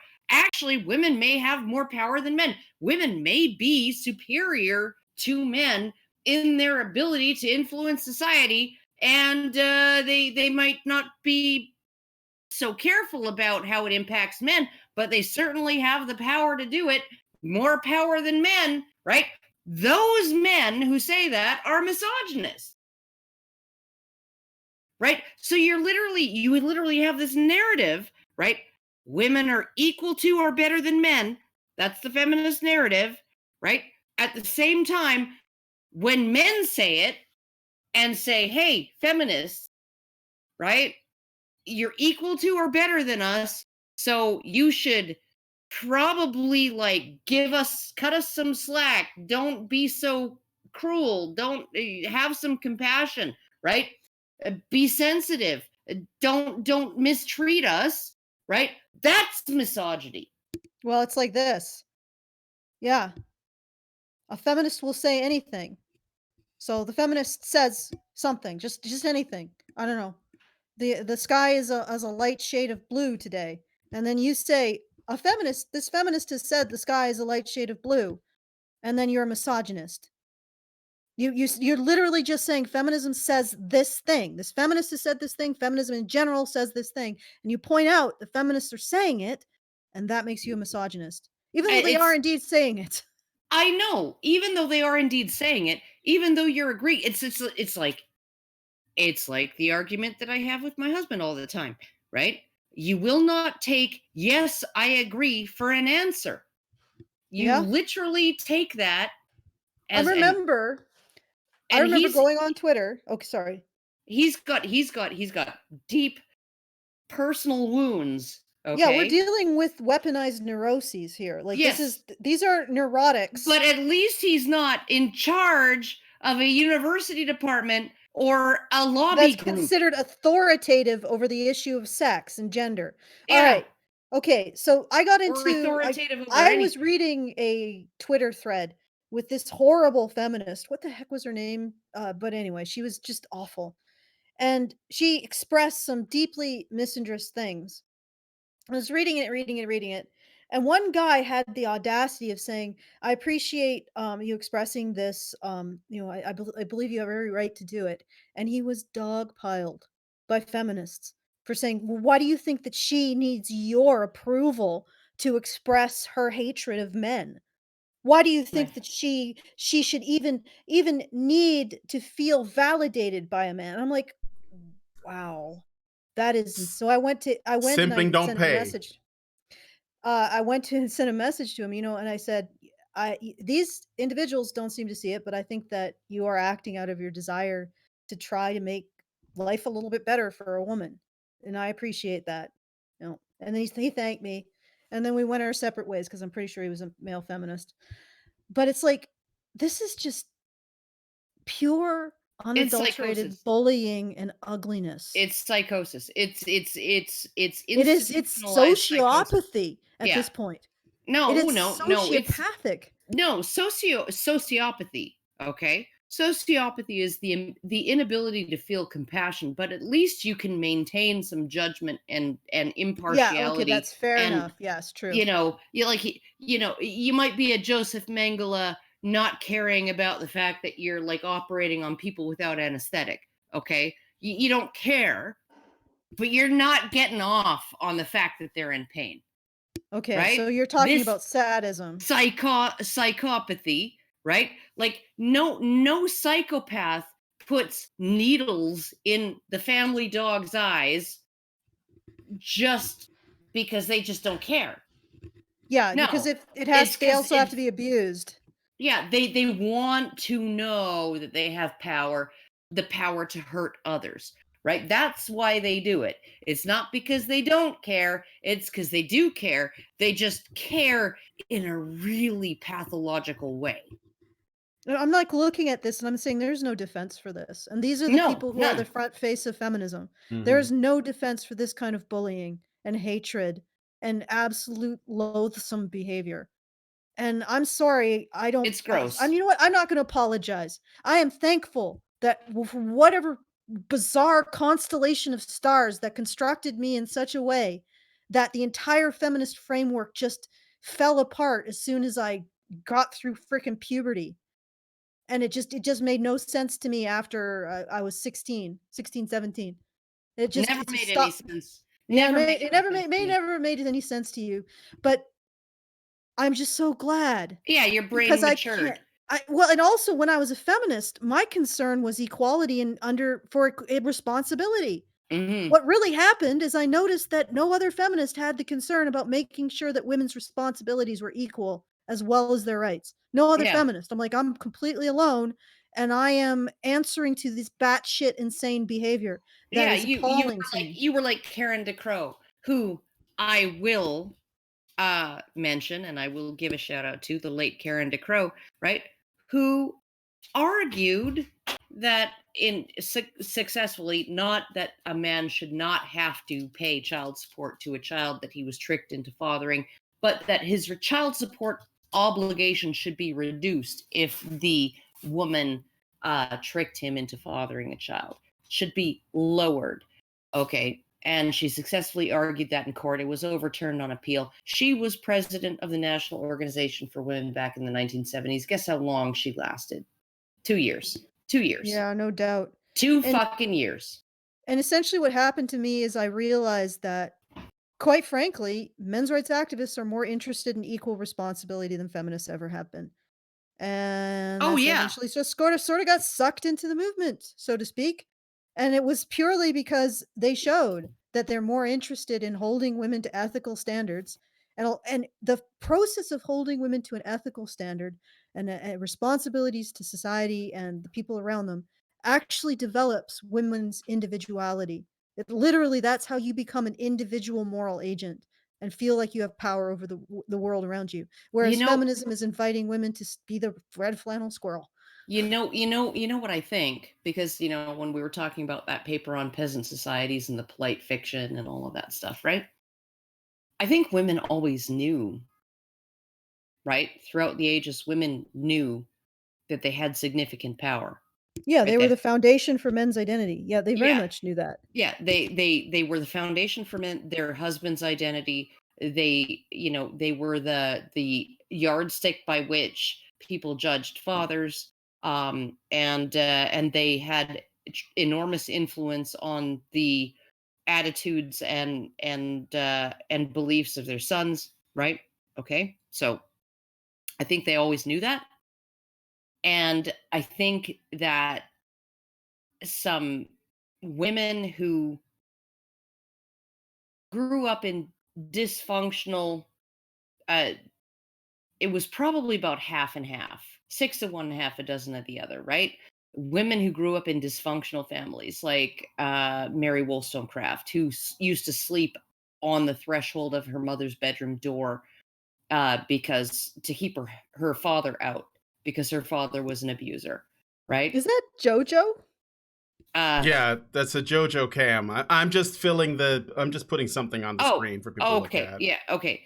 Anyway, and so I mean, like, so you have these people, right, who grew up in these extremely dysfunctional families, right? Then you also have people like Millicent Fawcett, who she grew up, she was educated, she got married to the love of her life, and 10 years after she got married, her purse was stolen, and she was shocked to hear that the bailiff, when reading out the charges, said that the contents of her purse, the 20 pounds or whatever that was stolen, belonged to her husband.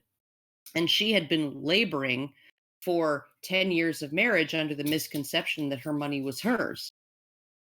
Right? And she never knew that legally, right, under the law, it technically belonged to her husband, right? And she was just like, oh, so you had these two different groups of people, right? One that of women, one that was like severely damaged by toxic men, by men who were like abusive, dysfunctional, horrible, right? And then you had these women who had everything going for them and lived wonderful lives, and then had some kind of wake up call, like the bailiff saying that the money that was stolen from Millicent Fawcett's purse belonged to her husband and not to her, even though she earned it, right? And she was like, what? But I'm looking at it and I'm thinking, Millicent Fawcett was married for 10 fucking years before she even realized that money wasn't hers, that it technically, legally belonged to her husband, right? So like, she had no complaints on the personal level. She was just like, yeah, no, legally, this doesn't make any sense. Okay, and she went and she said, okay, women need to have equal responsibility and equal authority over their money and equal, this, equal that. And a lot of that had to do with equal accountability, right? But you had this dysfunctional, damaged, right? These damaged women, right? They took over the movement and they said, just yeah, no. privileges, or just as many privileges as we can grab. And it occurred to me that in a lot of cases, women who do take personal responsibility don't end up in these movements because they're just too busy running businesses, having families, and doing profitable things in their own lives, or Well, profitable and responsible things. look at Millicent Fawcett, right? She was instrumental in getting the vote for women in the UK. And what did she decide, right? After years of campaigning, what did she decide? She decided that there was no way that women could get the vote until there was universal male suffrage. It was just not going to happen. There were all kinds of political reasons for it. The Liberal Democrats and the Labor parties were way less funded than women's suffrage associations. They had way less funding than them, right? They were much weaker, right? And if you gave women suffrage on the same terms as men, all you would do is double the conservative vote. Yeah. And decimate the liberal Democrats and the Labor Party. What did she do when she realized that? She said she started campaigning for universal male suffrage. Well, good for her. She understood the political position or the situation. Yeah, and she was just like, no, and the Labor Party and the Democratic Party were just like, yeah, give us a bill we can actually support without committing suicide, and we'll do it, because everybody admitted that 85% of Parliament on principle agreed with women's suffrage in some form. It's just that political machinations, they didn't want to commit political suicide by increasing the conservative vote. Okay, but is she actually a figure that feminists actually put up? They do, right? Okay. Because she was instrumental in getting the Married Women's Property Acts passed and stuff like that, right? Those acts themselves, I think, were poorly done, but I think they were poorly done not necessarily because she wanted them to be poorly done, but because society was not ready to put that kind of responsibility on women yet. Yeah. Right? So they passed a law that essentially said what's yours is ours and what's mine is mine, honey. Yeah, so what's hers is hers, and what's both of theirs is actually hers as well. Yeah. Okay, all right, so that makes sense. But like I said, I think a lot of women who are actually have their heads together, they don't get involved in any of this. They just, become pillars of society. All right, so let's do a little bit more there, Brian. All right, a little bit more. Let's move up. So we're gonna go back to the conference. I just want to show this little clip because I like this guy. I met him at the ICMI. I think all of us as men need a little extra representation on our side as well. Feminism comes from a woman's need to procure resources for herself. I think it's always been a rather greedy movement. I just like that guy. So it was really cool when I met him there. I don't remember his name. I apologize if you're watching. I don't either, but I remember him too. He was great. Yeah, so I'm just gonna go to, I think this next acquire resources for feminist ringleaders at the expense of, well, it's always at the expense of men, but also at the expense of non-feminists or peon feminists as well. All right, so women. I should have specified. Okay. Feminism gathers resources for the elite women at the expense of non-feminist and feminist peon women. Yeah. By the end of my first day at the conference, Even though I heard men talk about the problems they felt they were facing, it seemed that the focus was on finding someone to blame for this apparent crisis of masculinity. I asked Philip about it. I'm hearing a lot of blame into kind of like feminism and the left. Absolutely, and I would say rightfully so. Some of the problems that we have For him. now Good is for a him. collision between the traditional roles and the roles that the left wants to see. All right, so that's his. It's a crisis. It's interesting how he's framing it as a crisis in masculinity. So Mhm. he sees this, all of this is to be a crisis in masculinity. All of these problems that men face are actually their responsibility because it's a Mhm. crisis of their identity to fail to have developed solutions for them. I think is where, because that's what he's saying. He's looking at all of these issues and he's saying, well, they're blaming feminists And on the left. yeah, they're when blaming, really, they're blaming. You know, sometimes people are to blame. Sometimes there are people who are to blame. yeah, like seriously, that is possible. I mean, certainly they think the far right is to blame. You know, they think Donald Trump is to blame, which I'm getting really tired of. You know, and the thing is that they're essentially taking the blame off of the people who are actually advocating for a lot of this stuff. And they're saying, no, actually, it's a crisis in masculinity that's to blame. So they'll advocate to take away men's rights and due process, men's rights of bodily autonomy. They'll advocate to take away men's rights when it comes to child custody and all of that. And then they'll turn around and say, it's because you're losing your privilege and it's just a crisis of masculinity.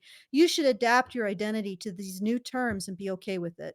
Yeah, That's no, essentially it's what they're saying. no, it's You like should, it's men like should adapt their identity to be okay with these injuries. yeah, no, it's like when Michael Mesner said, you know, oh well, in the Red Pill movie, right? You know, he said, oh well, you know, these men who want shared custody after divorce, well, you know, they didn't share the child rearing duties during the marriage, but all of a sudden they want equal custody. And you know, when men step up as a collective en masse, right? En masse to and really put in the work during the marriage, despite their partner's wishes, which may be completely counter to that. Okay, when they actually step up and do that, then we'll probably see an evolution of the decision making on the parts of courts, right? So society must change, and all men in society must change, and masculinity must change, and then they'll see a better outcome. And nobody was saying that when women were demanding equal pay legislation. Nobody was saying that you know, when women prove themselves as valuable in the workforce as men, which they still haven't. They still haven't proved themselves as productive and valuable in the workforce as men, right? But nobody was saying, hey, it's unfair of them to demand a legislative solution to their equal pay complaints.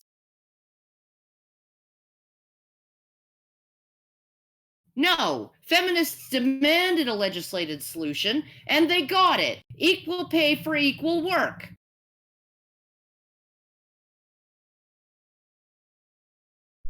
Yep. And this is the same fucking bullshit. Oh yeah, no, yeah, no, it's like a lot of us, clearly a lot of these men feel that they have problems that feminism caused. And it's like, yeah, no, they do.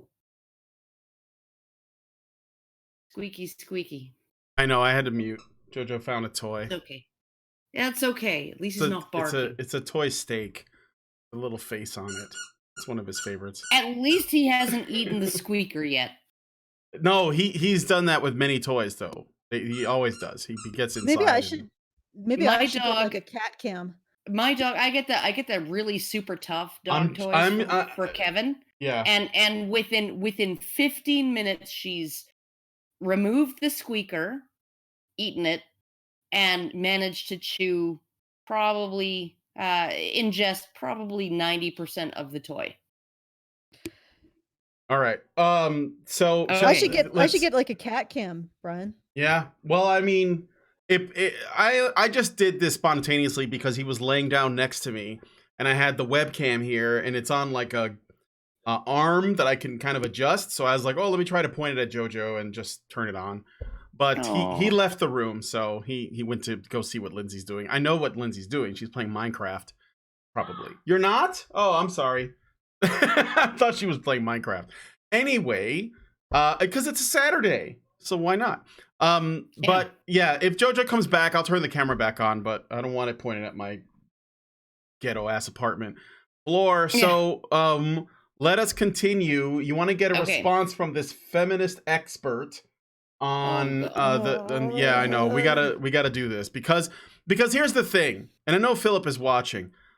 Even if they're really nice to you and they're really fair to you, you have to look at the way that they're framing everything. And I'm not saying you can't get the other side of the argument, but it's not just that. So let's hear what she has to say. This is even the other side of the argument. I mean, she's just sat here and boldly said, you know, the men's rights activists say society cares about belittling women. By the way, I'm the head of the institution against belittling women. I mean, seriously. It's the ministry of belittling women. The ministry of belittling women. Against belittling women. Yeah. I'm in the ministry. I'm the head of the ministry that opposes belittling women on the internet. And I can't believe that men's rights activists belittle women by saying society actually pays to have a ministry of not belittling women on the internet. I mean, Jesus, like at this point, this isn't the counter argument. This is a bunch of slaps in the face to anybody who thinks logically. Like, and that's the other thing. A lot of people are they don't care about the men's and the women's stuff. They're tired of women like this slapping them in the face and speaking down to them and lying right to their damn face. Like, at what point does the normal people of the world get tired of these officious, self-righteous bureaucrats lying to them in the just spouting bald-faced lies constantly? Okay, yes, let's listen to the officious self-righteous bureaucrat spout some more lies. All right. The high priestess of the ministry of not allowing women to be belittled and not allowing men to be victims of anything. Or identify the fact that there's a ministry of not allowing women to be belittled. Yeah. That the left wants to see. So there's already a lot of really great scholarship on the manosphere that demonstrates that there's a lot of different types of groups that tend to be lumped in inside of it. So I don't think it's a place that's only full of misogynistic people, but I do think it's a place where it might be a little bit easier to have a misogynistic opinion and to vocalize it. All right. As defined by, when they define misogyny, which is to say that women are primarily defined by being victims, anything that opposes that, have you guys noticed that? Anything that opposes the idea that women are primarily defined as victims and emphasizes women's moral agency is misogyny. Yeah, anything. I know. Okay. All right. Let's go. Let's move on. This is a big gotcha. They're calling it misogyny. They're calling it misogyny when anybody challenges the fact that they get to define how women are defined, how men are defined, and men and women relationship is defined. Okay. Yes. Okay, so now we're gonna jump up to the first really like big gotcha moment that the documentarian is claiming. Like, this is the big gotcha. Like, holy shit, how could they say this? This is a clip from Don Dutton when he was speaking. Now, unfortunately, I haven't had a chance to watch his presentation. I meant to. I haven't had a chance to watch most of them. But Karen, you watched it, right? Did you see Don Dutton's thing? No, I did not. I was emceeing in the other room. So he was in the other room. Okay, all right. Yeah. All right, so anyway, let's listen to this. Don Dutton. But then I would hear things like this that would go against everything that I knew about the issue. By social science standards. What? That must mean they're wrong. It must. Because that officious, self-righteous bureaucrat that's pouting lies right to your face, without even missing a beat, has to be saying the truth. Let's just watch. Okay. I want to hear what Don Dutton says. Okay. Yes. Thing that I knew about the issue. By social science standards, it's just undeniable that males are more likely the victims of domestic violence. Males are more likely the victims of domestic violence. This was very strange news to me, so I wanted to share How with come you're Philip not different giving stats. Don Dutton his research credentials? I don't know. But Like, he's just saying this guy's Don Dutton. This is a freaking Professor Don Dutton. Emeritus at Yeah, University of British Columbia. This is a man with considerable academic clout. Yeah, if you he even had a nationally broadcast television show back in the 1990s or 80s, late 80s. And they're just completely omitting this and pretending that he's some crackpot who wandered in off the street or something. I'm sorry, this has to be pointed out. Yeah. They should have indicated his credentials as a research scientist and professor. Yeah. They shouldn't have just and this is another way that they lie, folks. He's a we're PhD lucky that they even put his name on the screen when they showed him. He's a PhD in psychology, and he has a very long career. He had a very long career at the University of British Columbia in Lots Vancouver. of publications. Very respected. Tons, and yeah. We should be thankful that they didn't put under him some guy who was found on a corner street somewhere. Yeah, they could have put his name, Don Dutton, misogynist, you know. or Don Dutton, crackerjack PhD. Yeah, exactly. Oh. Well, so Don Dutton's saying, by social science standards, it's clear that men are bigger victims of domestic violence or something like that, right? More likely to be victims. Yeah, more likely to be victims of domestic violence. And this guy has a record scratch moment when he hears this because he thinks it's inconceivable, right? That could have happened. So I think that the reason why I was asking if Karen saw it is because I would like to know the larger context of that statement, because it sounds, I'm not saying I don't believe it, but it sounds like this guy is acting like everyone watching this video should be shocked to hear that. And of course, he doesn't wait. And the documentarian doesn't go to Don Dutton afterwards and says, can you tell me a little bit more where you get these numbers? Yeah. He goes to Philip and says, on the spot, the next clip I'll play in just a second. So, but go. What were you going to say, Karen? Were you going to say something? No. What Don Dutton's talking about is actual incidents of physical assault from one partner to another, and those actually are more likely to be female to male, in intimate partner relationships, because I think there's a number of reasons for that. Women don't feel that physically they don't grow up hearing "never hit a boy." They don't feel like their physical assaults on their partners are particularly impactful. I mean, look at Amber Heard and what she told Johnny Depp, right? Well, I didn't punch you, I just hit you, right? Okay, and you weren't even hurt. Okay, right. So essentially, I think that is part of what contributes to that. Also, society views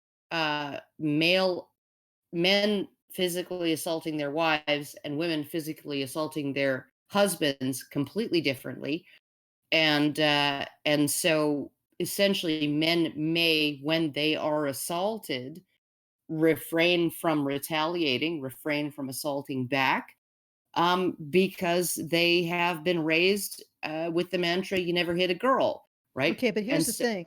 I'll just finish when you're done. Go. Okay, yeah, finish when I'm done. And so you have a situation where there are tons and tons of assaults that may not actually leave men in fear for their lives, but are still hurtful and abusive, right? Coming from women, female intimate partners, that don't get recorded in the statistics. And then on top of that, what you have is the actual data, more than 5,000 random digit dialed calls across the United States that found that when you asked both men and women if it was ever okay to hit your partner to keep them in line, right? Twice as many, it was very few people altogether, but twice as many people said that would be okay if a woman did it to a man than if a man did it to a woman. And also, would it ever be okay to hit your partner if they hit you first? And again, twice as many people said it was okay if a woman was doing the retaliation than if a man was, right? So you have this entire cultural complex of ideas that puts the brakes on male violence against women, right? But which actually is quite permissive of female violence against men. So, and this is what my daughter gave her grade 11 freaking theory of knowledge, international baccalaureate major oral presentation on, was that people see female violence against men as either inconsequential or funny. Okay, and I'd like to add to that that Dr. Deborah Capaldi has talked or attempted to address the fact that according to her research, you will never reduce the rate of violence against women until you address women's violence towards men. And I'm putting that out there because her research is really interesting. People should check her out. Another lone voice screaming in the wilderness who actually cares about women, rather than just wanting to use them as for political brownie points and money and turn them into red flannel squirrels in the process. But one way that I think that occurs is, Brian, can you mute because you're echoing? One way that I think that occurs is you can abuse someone physically to the point where you eventually engage their fight or flight instincts. Yes. Oh yeah. No, and You can do that to anyone. that's actually the primary impetus towards male violence against women that results in, like serious injury or death. Okay, let me finish though. Is that they were provoked Okay. by violence from their partners. Yeah, exactly. And what I'm thinking is happening is if you dehumanize someone or if you degrade their sense of self and value to a point where they no longer have the self-control, like, I mean, there's a reason why we have self-control, and that's because we have a sense of self-worth in many cases. That's part of the reason. A lot of the time it's just innate empathy as well. But you can abuse somebody to the point where they think that they're going to die and they lash out to try to save themselves on a purely instinctual level. And I think that's what's happening with a lot of guys. I want to actually share an anecdote, right? Okay, because I was watching this. It was a video on one of the streaming services. I forget which, but it was based in Edmonton, and it was about the prostitute registry. Right, we have a prostitute registry in Edmonton, and so you have this team of police officers that they go and they talk with sex workers and they try and open up channels of communication, and they actually take down their information, not because they want to arrest them or whatever, but because if any of them go missing or have a problem, then they'll actually know that they're missing or having a problem, right? And one of the individuals who was profiled, who actually walked the streets really close to where I live, about like 6 blocks away from where I live, she had this relationship, an abusive relationship, okay, an abusive relationship, on and off relationship with this man, right? She's like this 40-year-old, bedraggled looking streetwalker, and she's got this 50-year-old guy with half his teeth missing who's just desperately in love with her. He just is so devoted to her, right? But he's hit her several times, and he's been arrested for hitting her and jailed for hitting her several times, right? And but they're getting back together, okay? And it shows an interview with him between with the documentary makers, and he's sitting there with a fucking black eye, okay? He's got a fucking black eye, and he's saying, "I'm so proud of myself. I didn't hit her." Mm-hmm. Mm-hmm. This is why men are more noble. I'm sorry, ladies. If you insist on hitting men and thinking it's nothing, if you insist on raping men and thinking they should thank you for it, if you insist on taking the vote without taking any responsibility to the state, if you insist on taking a man's child away and choosing to support the continuation of laws that allow it to happen, if you insist on turning a blind eye to all of this, then men will remain more noble than women. Not equally so, but more. I was just blown away. I was just blown away. I'm so proud. You know, I promised her I would never hit her again, and I didn't. And he's sitting there with a fucking black eye saying that.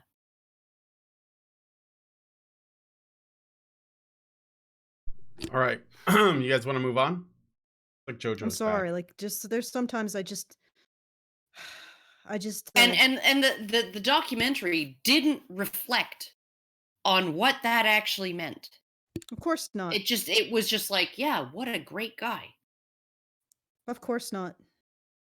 But Didn't reflect on her behavior. The other side of the coin is that when you treat women like that, you don't allow them the opportunity to grow as individuals. They just become red flannel squirrels. So I'm just like, are you fucking kidding me? Are you fucking kidding me? This is where we're at, right? A man is so grateful that his abusive partner, who beat him, right, is happy to not put him in jail because he didn't retaliate. He didn't defend himself. He just stood there and took it. He's proud of himself for that. He promised he'd never hit her.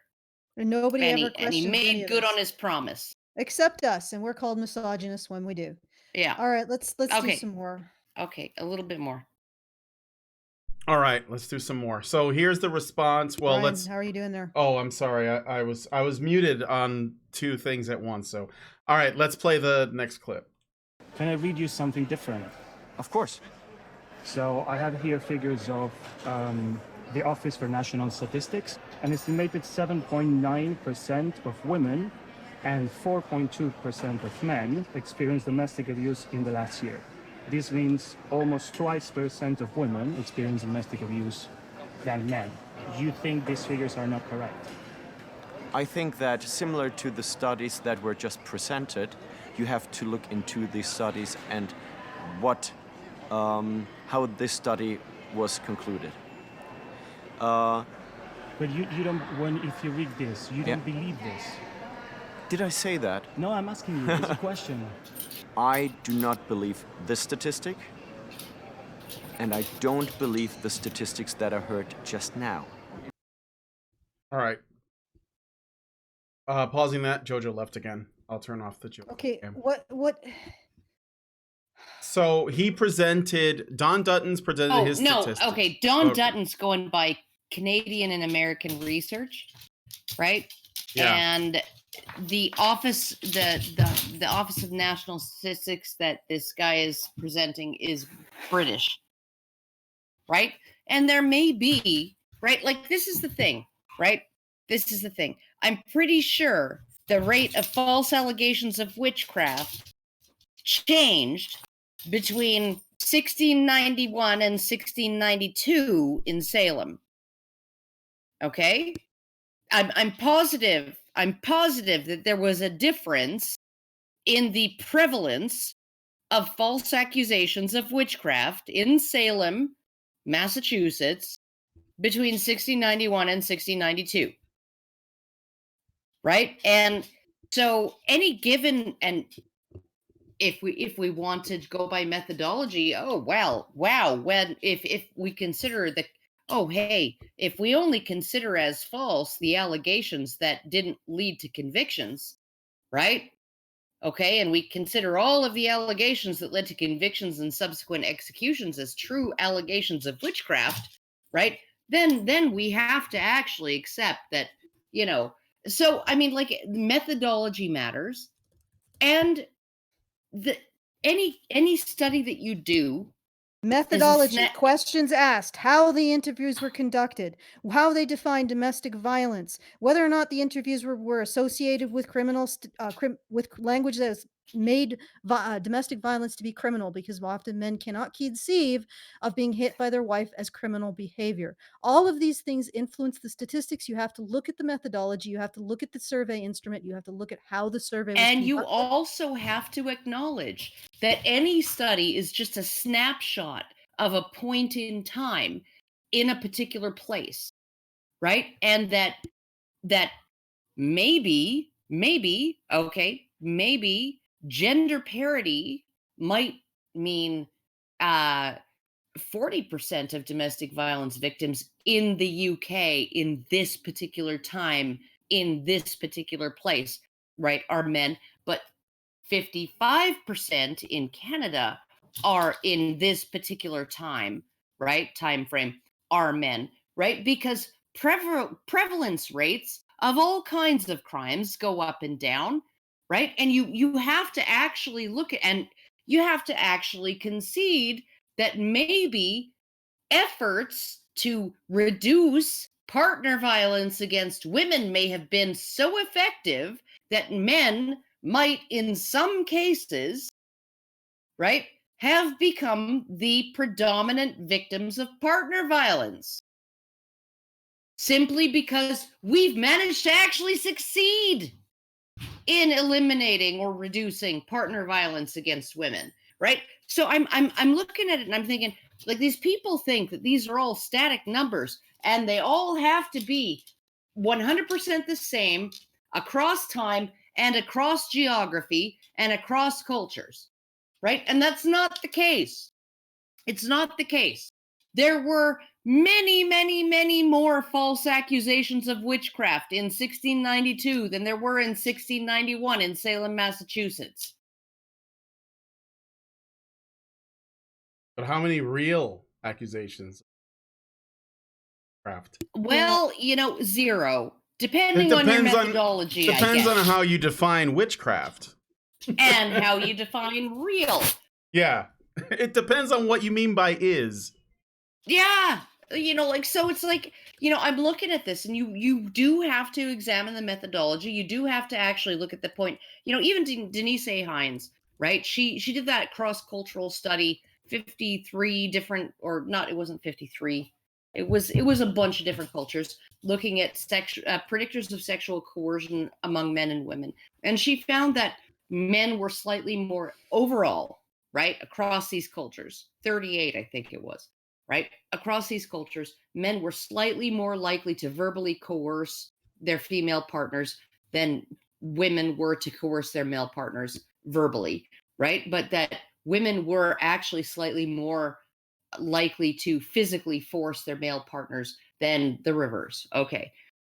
But all of those numbers broke down differently within cultures. And that entire study was looking at what kind of cultural norms predict sexual coercion in different cultural populations. And so she found overall these were her findings, but in terms of the prevalence rates, but she found that if you had a society where women were more sexually free, where there were fewer constraints placed on female sexuality, where women were more economically independent, all of those things, that actually was an incredibly good predictor of higher rates of sexual coercion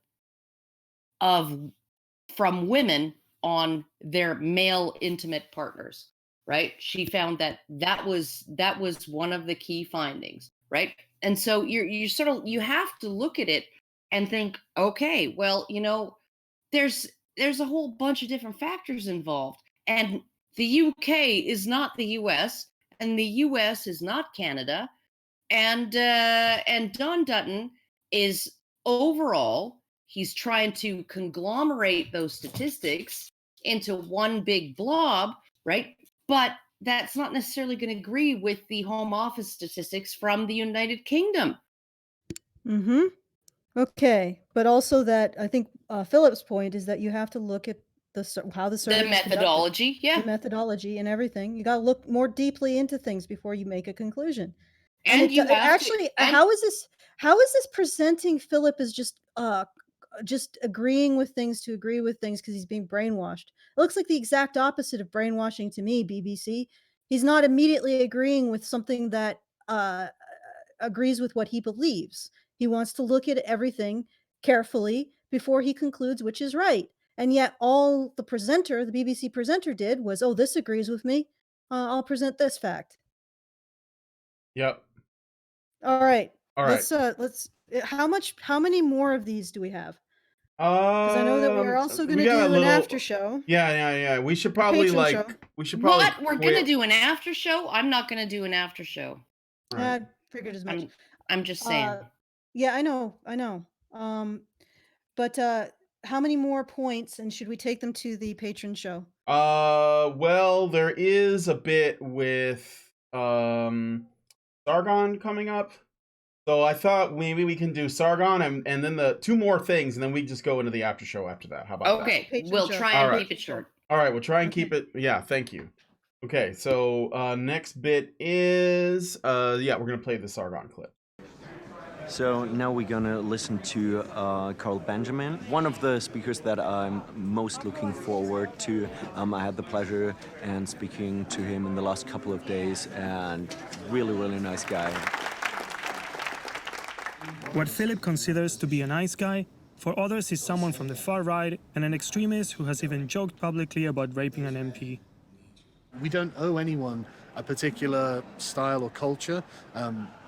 They're doing nothing illegal. They can tell the jokes that they want to tell. They're free to do that. And if the feminist movement doesn't like it, well, the feminist movement can go run and jump off a bridge. I don't care. All right, so that's the Sargon clip. Obviously, you guys all know that all of these interview clips that you're hearing are actually segments from a much longer conversation that took place. Okay, in response to Jess Phillips laughing at the idea of a men's... Of not raping her. No, she didn't. This isn't how it worked. Somebody proposed the idea of a men's minister in the UK. She laughed at that idea after hearing about the statistics on suicide. It was Philip Davies, I believe. Philip Davies that did that. And no, yes. Yeah. But what was her name again? Jess Phillips. Yes. Right? Okay. And in response to that appalling sociopathy or psychopathy, she took some heat on social media, and then Carl she said, Benjamin and no, and then she said, "I get rape threats, and that's not okay." And Carl Benjamin said, "Hey, Jess, just to reassure you, I wouldn't even rape you," or something like that. Which isn't a threat. Yeah, I mean, it's joking I wouldn't even about rob not you. her. Isn't it threatening somebody? It's not threatening to rob someone. It's essentially saying that Jess Phillips is unfuckable for a variety of reasons. Well, it's not just saying that. It's essentially pointing out that because he said he sat on that tweet for quite a while, and then he was like, okay, it's going to cause a controversy. I'm going to publish it, right? And I know it's going to be translated as a rape threat. And guess what? It was. And all of the copycat tweets that bombarded Jess Phillips saying, "I wouldn't rape you, Jess Phillips, because rape is wrong," and things like that, right? Okay, they were all considered to be rape threats by the media. Yeah, I wouldn't even rape you, Jess Phillips, because rape is wrong is now a rape threat. Yeah. This is just insanity. And furthermore, Sargon is not far right or alt-right. No, he's not even far right. He's probably like center right at this point, I think. Maybe. Yeah, he's center left. No, I think he's center right. Yeah, he was center left when he started, and now he's center right because the left has been they've moved further. They've unmoored. But also because he's basically he's basically moving towards libertarianism. Yeah, that's all it is. Libertarianism is like, there's nothing threatening about that. I know that feminists want to make it threatening, but there's nothing that you can pick apart there and like say, oh, look at the hate. It's like, no, they just want to leave you alone and be left alone. That's it. Yeah, no, it's like the non-aggression principle, right? Initiation of aggression is always wrong. How is that hateful? Well, because it doesn't take into account power structures and historical oppression, Karen, obviously. Right. Okay. So, like, we have to be able to be aggressive and violent towards men because they have historically oppressed everyone. So, like, if you tell me I can't do that, then that's like, ugh. You're just giving them all their privileges and stuff. That's actually aggression and oppression, right? So. Yeah. Okay. All right, moving on. Anyway, moving on. Let's hear her response, and then we can go into the after show. I'll read the last of the super chats. Okay. If the attempt is activism, I'm not sure if this is the most effective way of going about it, because unfortunately, what people tend to focus on is the vitriol inside of these groups, and largely a lot of the what could be considered legitimate issues inside of that get overlooked. You mean vitriol is simply criticizing your movements and the behavior of feminism. That's vitriol. So anything that in any way criticizes you all is considered to be vitriol. That's what I've noticed. Yeah, no, that's true. It's true. This is a concern troll. She's concern trolling now because she's basically saying, "Oh yes, somehow we're going to become effective if we listen to you." Yeah. Okay, but when Trump tweets, and he tweeted this just before al-Baghdadi was killed, the head of ISIS, right? He tweeted, "Something big is about to happen right now," right? And the top response on Twitter was like, "You mean in your diaper?" And that's not vitriol. That's Dorsey totally approved. Fine. Yeah, no, that's totally fine. Yeah. Well, I mean, and also, what does the vitriol matter if the information is sound and important? Like, are we supposed to be judging all movements by vitriol? Because I don't think feminism is going to win that particular. Not going to measure up. I mean, I'm pretty sure feminism is well into the massive negative. If we're going to judge the legitimacy of movements by vitriol. Kill all men. Does this standard apply to you as well? Does this standard apply to feminists as well? We're going to start incorporating vitriol into whether or not we agree with the movement or listen to them. Then you guys should be removed from all of your platforms. Yeah, no, absolutely. All you have is vitriol at this point. Yeah, okay. No, and it's like we have vitriol against a way of thinking, okay, against an ideological framework, okay, that people can adopt or not as they choose, right? Whereas #men are trash is denigrating an entire group that are defined by not by their thoughts, not by their behavior, not by their actions as individuals, but not by their choices, but just by their genetic makeup and their physical phenotype. Okay, Brian. Let's hear more from this officious bureaucrat. No, that's the end of her clip. We could go into, well, but I mean, we're basically getting close to the end. Her entire contribution was to call men out as being misogynist because they point out that society cares about whether or not about protecting women, while being the head of the Department of Preventing Women from Being Belittled on the Internet. Yeah. Yeah, and then so her first contribution was to lie to our face and then tell us that we're going to be judged by the vitriol. It's total gaslighting. Gaslighting. Okay, so her entire contribution was to be abusive and gaslighting and to lie and to make obvious lies about society to everybody who's listening. Yeah. Oh. Yeah. Well. Yeah. Hose mad. Go. Well, what I was going to say is what happens, so we can like go into the after show, but basically just to touch on it quickly, this patron show, I'm sorry. This is basically like a way of segueing into a conversation about whether or not attending these conferences can radicalize people. Like, you know, like, oh, dun, dun, well, what if you go to these things and you hear something about women and you become radicalized? And so he like talks to some of the attendees about radicalization, and they're basically like, well, if that happens, it's not going to happen as a result of this conference. But then he still like is like, well, I don't know, you know, like, he doesn't. It's one of those journalistic tricks where you can't draw a clear line or a clear thread that says that, you know, going to these events will lead to this, right? He doesn't like give us an Elliot Rodger clip. Like that won't work because there isn't enough substance. So instead, he just says, well, I don't know. I mean, I just heard some disturbing things this weekend, and somebody could like, I mean, maybe like, what do you think? You know, like it's just like this really manipulative fucking, you know what it reminds me of? Like this woman's statements.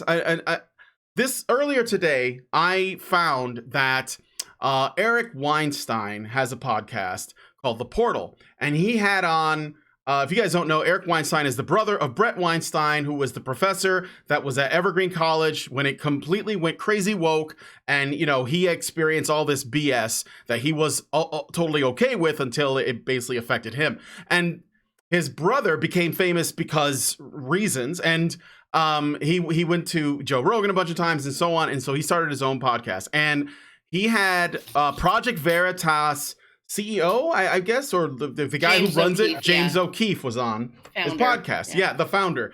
And they were talking, and Eric Weinstein was trying to concern troll James O'Keefe into doing his job a different way, because he was trying to say, well, look, I know what you're doing is important, but it pisses me off because my friends don't like you, and I think that you're doing like, you know, like you're engaging in deceptive editing, even though James O'Keefe doesn't do that. And he basically concerns trolls the shit out of him in the same way that this woman is concerned trolling the men's movement by saying, well, you know, I'm sure that there's legitimate issues, but they'll never get addressed as long as these guys are criticizing feminism. I mean, can they do that without? And he's basically doing the same thing. Weinstein's doing this to James O'Keefe, and it's the most infuriating shit I've heard in a while, because I'm like, James O'Keefe is only interested in the truth. He doesn't care about tactics. He doesn't care about how it comes out. He doesn't care about how it makes people look, because they're doing it to themselves.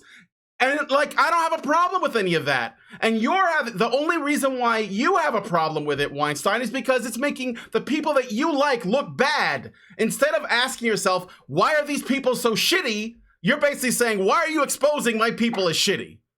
Like, what the fuck, guy? Clean your shit up. That's what you should be doing. God. No, because like this is bullshit. Like, this woman is doing the same thing.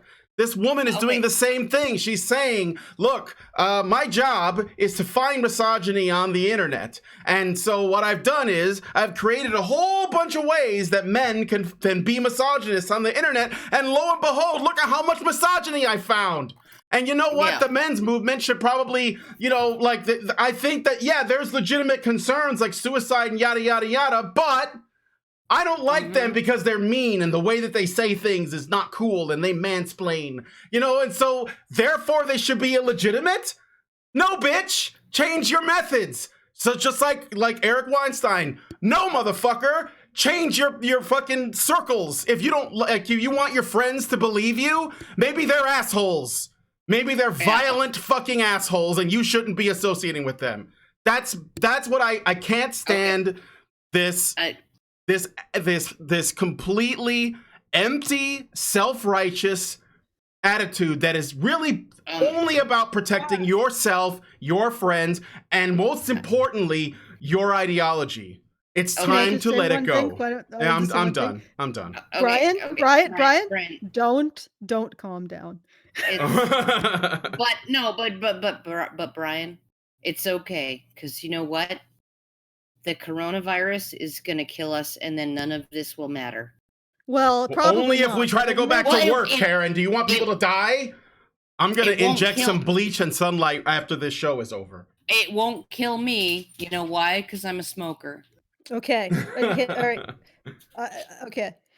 That's seriously, all I have to say. there's peer review. There's research showing that smokers are okay. So in the ambulatory stages of the disease, smokers are 80% less likely. The risk to smokers, daily smokers, is 1/5 of the risk to non-smokers of developing symptoms or severe symptoms.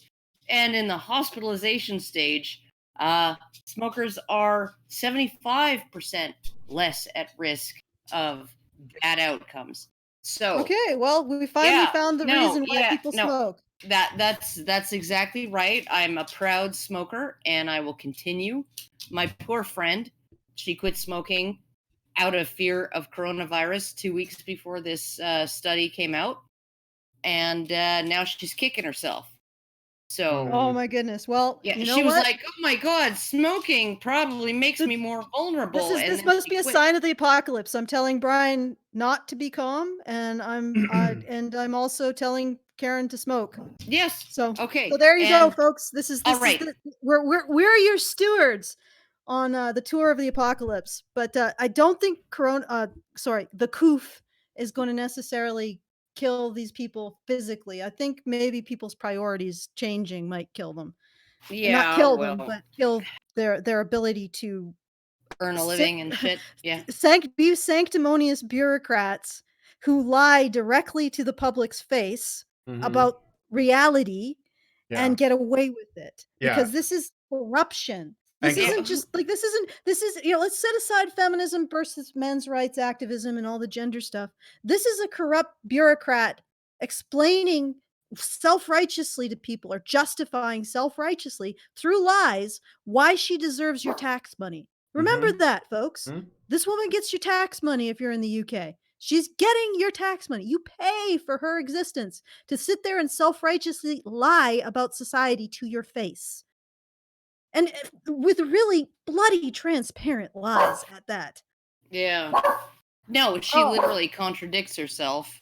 Yeah, the society doesn't want to pay for a ministry. Okay, dogs, stop it. Society doesn't want to pay for a ministry of preventing women from being belittled on the internet, says the minister of the ministry preventing women to.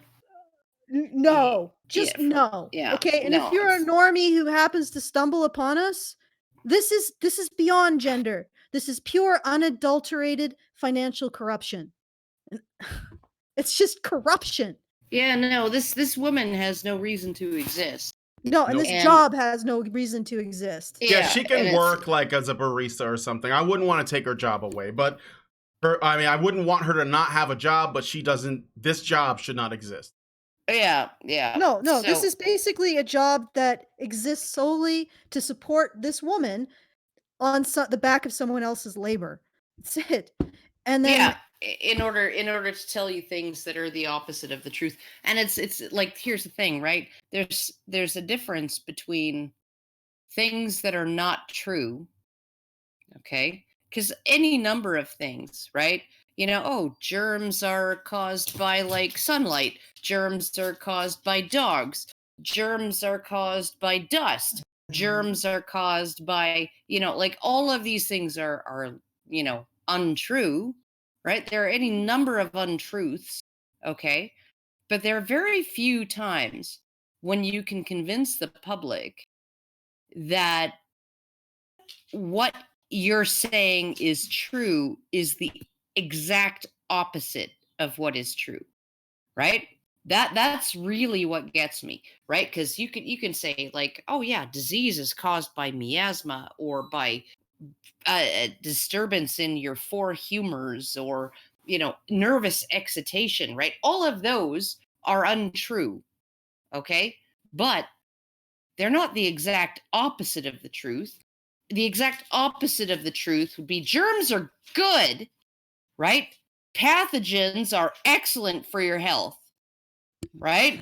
Swallow E. coli every single day. Yeah, absolutely. Eat E. coli every single day, and munch on intestinal parasites. The coronavirus will help you survive COVID-19. Go find a coronavirus patient clinic and lick their anuses.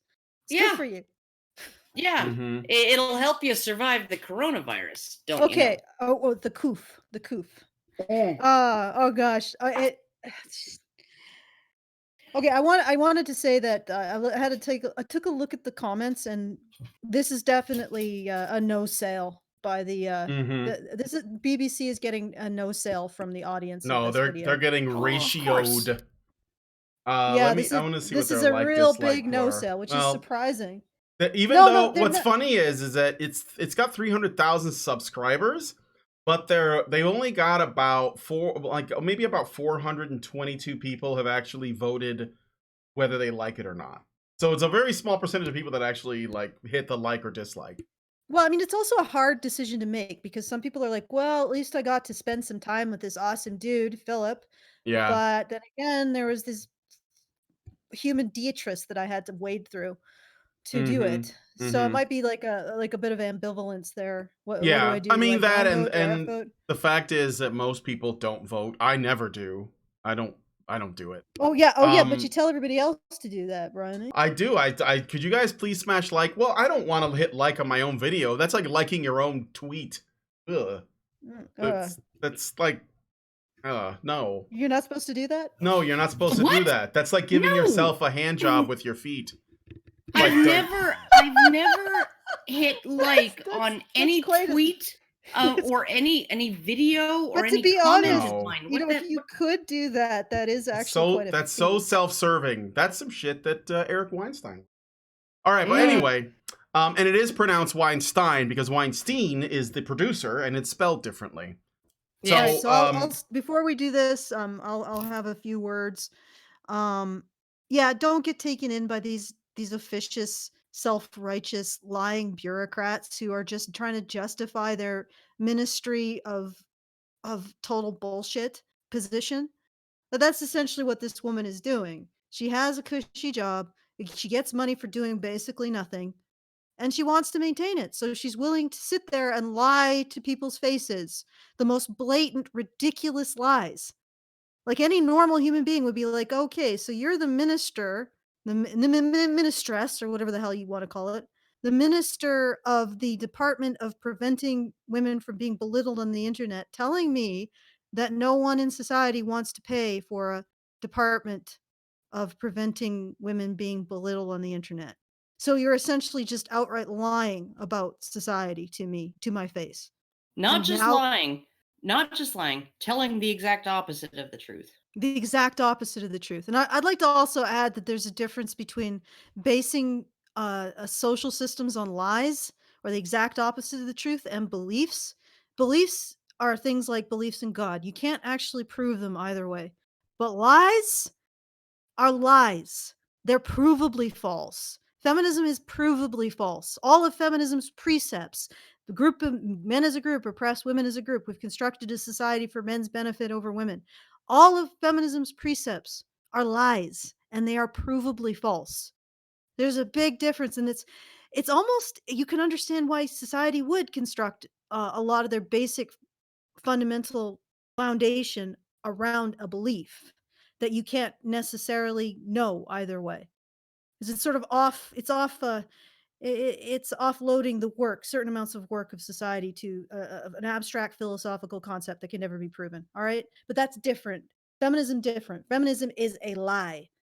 And lies, you can't create a foundation on lies. So there's that.